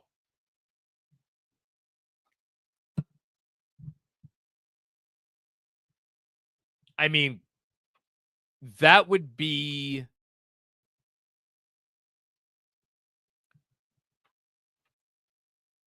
that would be the ballsiest... That's not... look, that's not going to happen. I'm just trying to think if that would be the ballsiest coaching move in the history of coaching. Like, I remember when there was all that hullabaloo about Joe Torre dropping Alex Rodriguez down to 8th, but Alex Rodriguez had like a multi-year track record of being absolute crap in the playoffs, including in that playoffs against the Detroit Tigers. Like, Cat has not had a great playoff track record, but, I just... Look, it's not happening. Is it insane? No, I don't think it's insane. Thanks, Alex. How about this? How about I figure out a way to get Cat going and have him play better on defense? How about that? Thanks, Alex. Anthony Sixto, what's going on, Anthony? Cat averaging 2.2 threes this series is rough. Well, he's not averaging 2 threes this series. He has made 1 3 in 3 games. On him and coaching. We are doing KP, Hartford, and Drew too much favors with a slower pace. They gas out in pace, and Tatum Brown tend to rush when the pace picks up. It's very fair. Very fair. I think I completely agree with you, and I think DJ said it as well. There's a way you could up the pace in general, and then you could up the pace within your half-court possessions. You could do all of those things. So yeah. And the lack of threes is, I personally think it's more on coaching than on Cat.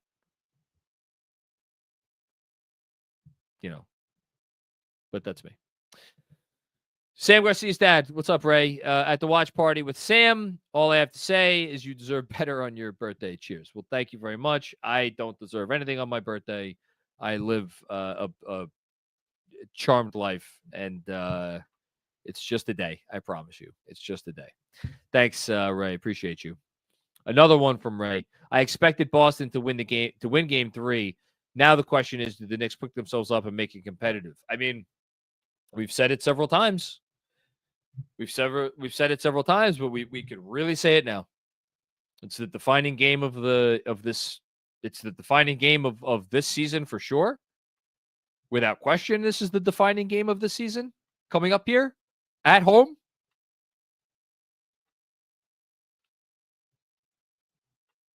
Time to show us who you are. Thanks, Ray. Got to show up. Got to show up and play well. Mr. McBagels, what's going on, Mr. McBagels? Lose focus for even one quarter on defense, and we lose. Yeah, I mean, even only one quarter, right? They were down by 16 points after the first quarter. They lost by 22. So the rest of the game, you can point to and you can say they only got outscored by 6 points the rest of the game. Doesn't take a lot against this Celtics team. They're too good. They're too good. Too talented.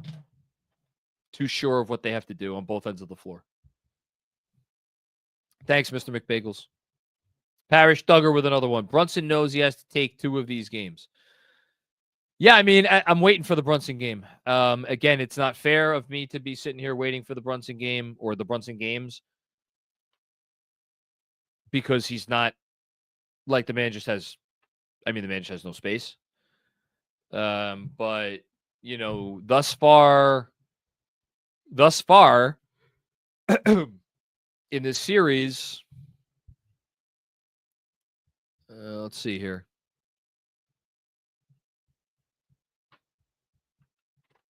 Thus far in this series, Jalen Brunson averaging 24 points per game, 38% shooting, 38.5% from 3. Forgot, actually, Brunson hit some threes today, didn't he? What did he hit? 3 of 8. All right. I mean, he's taking them. And he needs to take them. But, Benji said this before the series. Brunson has to take threes in this series. So it's kind of saved his percentages, but that means inside the arc, Brunson is basically worse than 5 for 12 per game. 6.3 assists, 3.3 turnovers. That's like, Thanks, Parrish. Rafa with another one. Tibbs is a dunce. Why abandon? Switch everything. Again, I think there may be a little bit less on for that one. I'm happy to give Tibbs all kinds of smoke.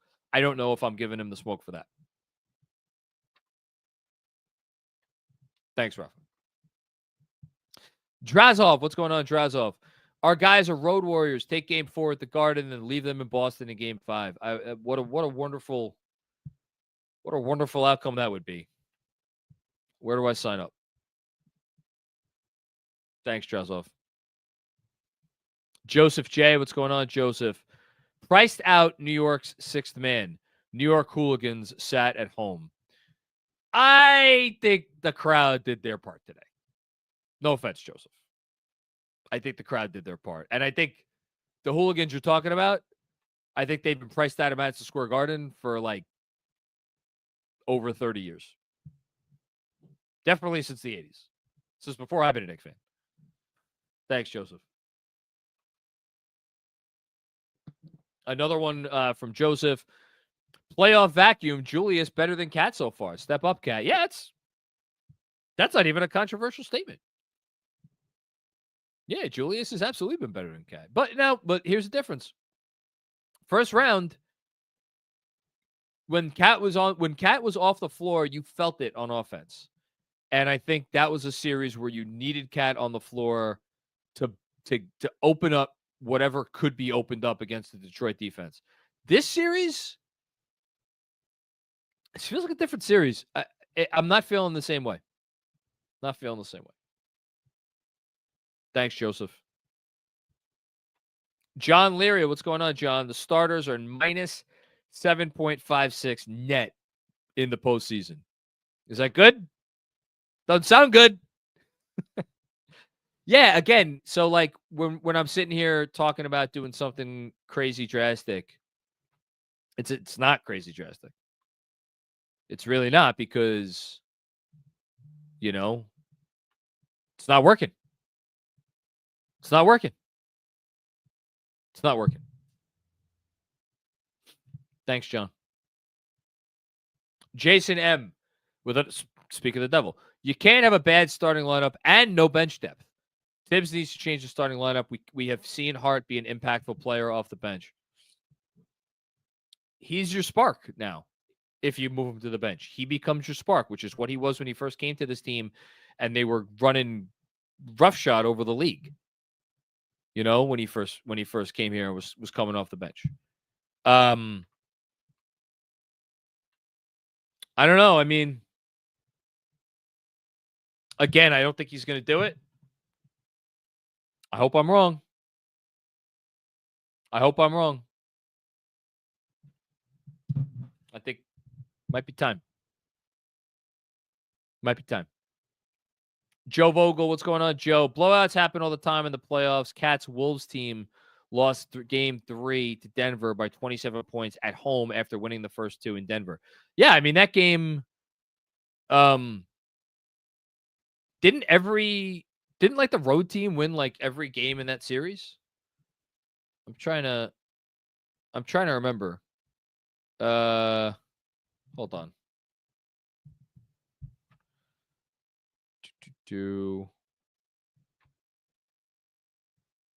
So, yeah, in that series, the road team won the first 4 games. Then Minnesota got killed at Denver in game 5. Then they won in Minnesota in game 6 by 45 45 points after losing 3 straight. And then obviously they won in Denver in game 7. Who the hell knows? Maybe that's how this series is going to go. I don't know. Listen, man, if they win this series, I don't care if they lose the next 2 games in a row and they win in 7. I don't care.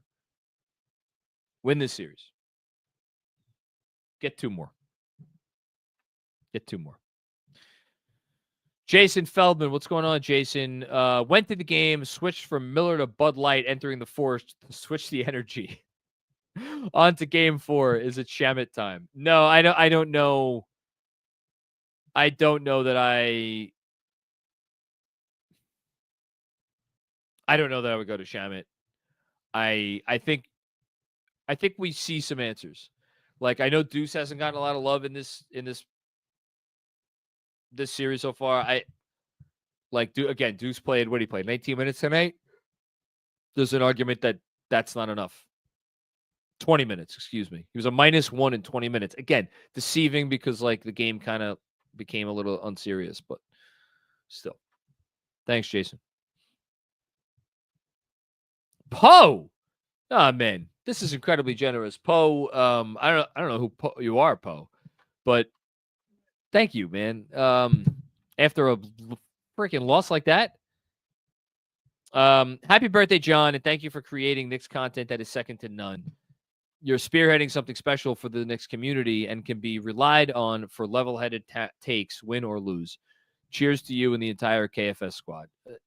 Poe, that's the best compliment that anyone could give me about anything I have ever done professionally. I always strive to be level-headed. I try to be engaging. I try to be entertaining. I try to sound smart from time to time. But I know I can't analyze a cap sheet like like Jeremy. I can't look at X's and O's like Benji and DJ.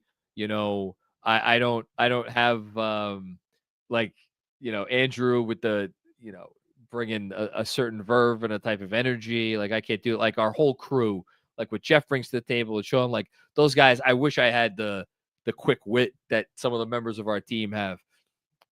But I did waste half a decade of my life as a lawyer, and that did teach me how to kind of look at things a certain way, and again try. I don't always succeed. God knows. I don't always succeed in being level-headed, but I do try, and that is always my goal, as opposed to trying to generate a take or a soundbite or something that's gonna like go viral or whatever. That's never. You know, it's not why I got into this. It's not why I do it now. So I appreciate that. And I'm just extraordinarily thankful that I have been, you know, blessed to be surrounded by the people here at Knicks Film School that I am.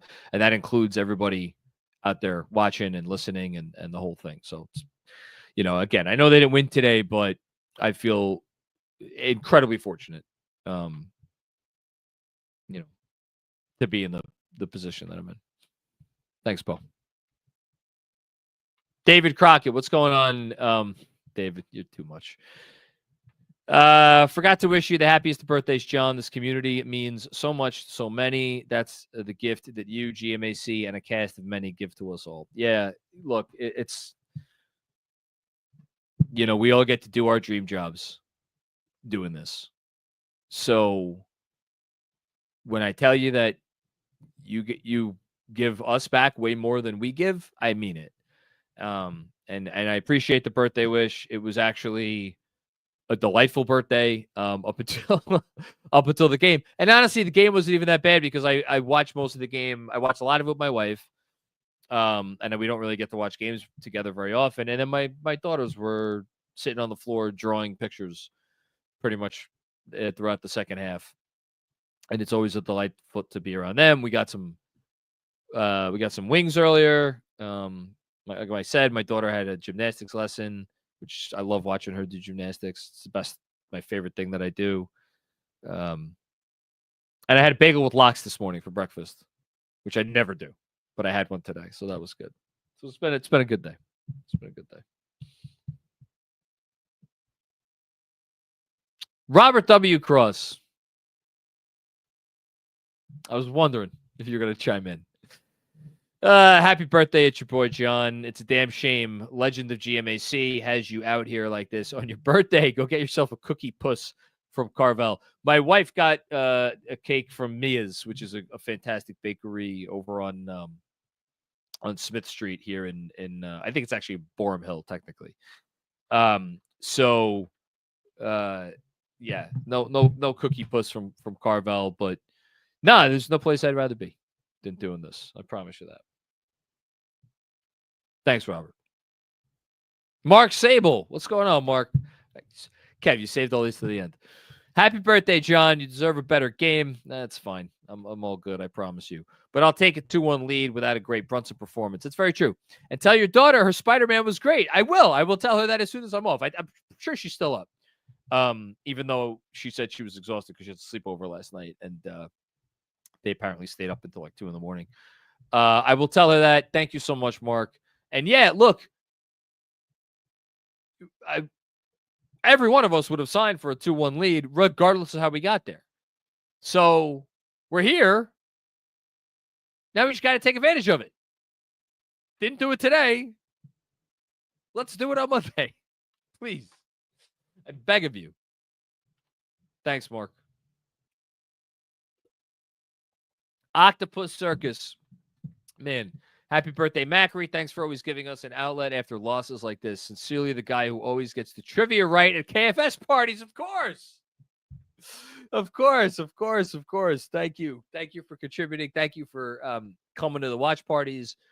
That's great. And I'm happy. I love that it's an outlet because it helps me process these games. I've said this for years. It's free therapy for me because in doing this and in interacting and finding out where people are are in thinking about the game. It kind of helps me hone my own opinions, and it's very helpful. And I know there's been a ton of games where I go into a post game incredibly frustrated, and I leave feeling like I'm okay. I'm at least okay. So, and today I wasn't even that frustrated, to be honest with you, which is, again, maybe that's because I just wasn't expecting anything good to happen today. It's probably for the best. Thank you, Octopus Circus. And it looks like we got one more. Robert Cross, of course. It's your first time, long time. It's your boy, John. Forgive me if this has been asked prior. Do you see a big adjustment coming in the series from Tibbs? Hashtag Tibbs Defenders. I don't want to end the post game on a down note. The honest answer, Robert, I think we saw the adjustment in game one with the switching.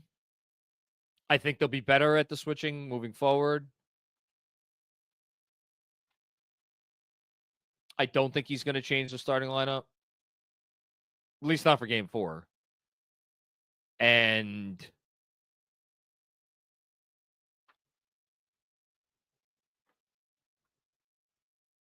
no, I don't think we see another big adjustment. I'll leave it at that. That's what you asked. That's my answer. And then Alex, not need Josh for the first quarter. Need Josh for the intelligence quotient. Oh, okay. Sorry. I misinterpreted. Also, Mitch screens and offensive rebounds open up the offense. We're built for this. I read you the offensive rating with Mitch and Brunson on the floor in this series. It's pretty freaking good. It's pretty freaking good. I'll say it again. 124.1. That's in 42 minutes. The next best offensive rating of anybody who has played over 30 minutes, the next best offensive rating is Hart, Robinson, and Hart. That's interesting. Talk about an interesting number.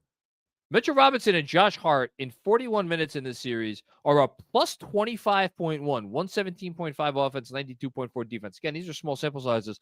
And then one more number I just do want to say. The defense sucks when these guys Brunson and McBride haven't been able to defend in this series, but they're putting up a lot of points when they're on the floor together. 120.3, 119.6 given up, but 120.3 scored. But again, that Brunson Robinson number, man, I can't get away from that. And all of the starters combos just suck ass. They're all bad. The least bad of all of the combos of the starters is Towns and Bridges, but might be just a sample, like a weird quirk. The rest of them are terrible. Thanks, Alex. All right, we got a couple more. Jeff, what's going on, Jeff? Too many shook ones in this online fan base. Front running? Wow. The fans outside were still optimistic as I drove through the city. Fix issues and win too. Look, I'm not. I know I've come off pessimistic, Jeff. I know I've come off pessimistic. I still think they can win the series. And honestly,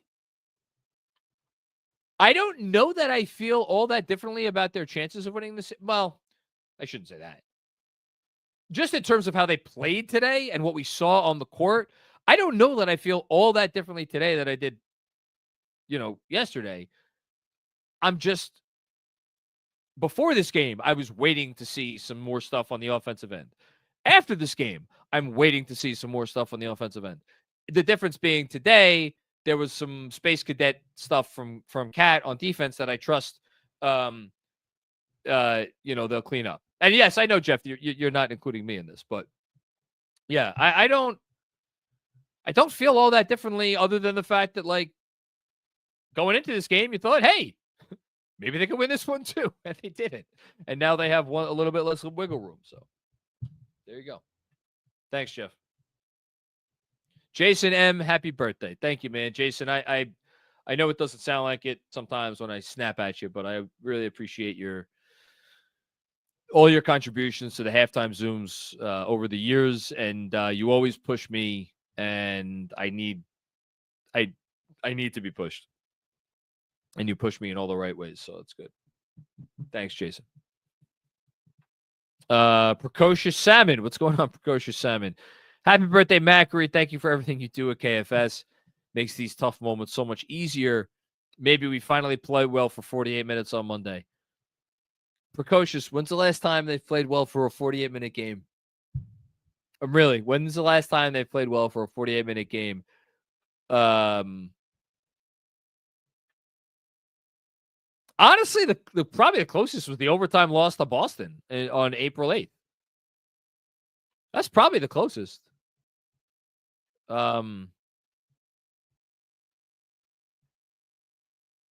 Yeah, that's probably the last time. So it's been over a month. It's been over a month.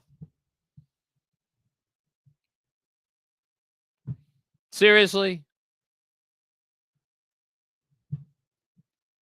Is this the first one she's ever... It's my wife, who is somewhere in my house right now, I hope.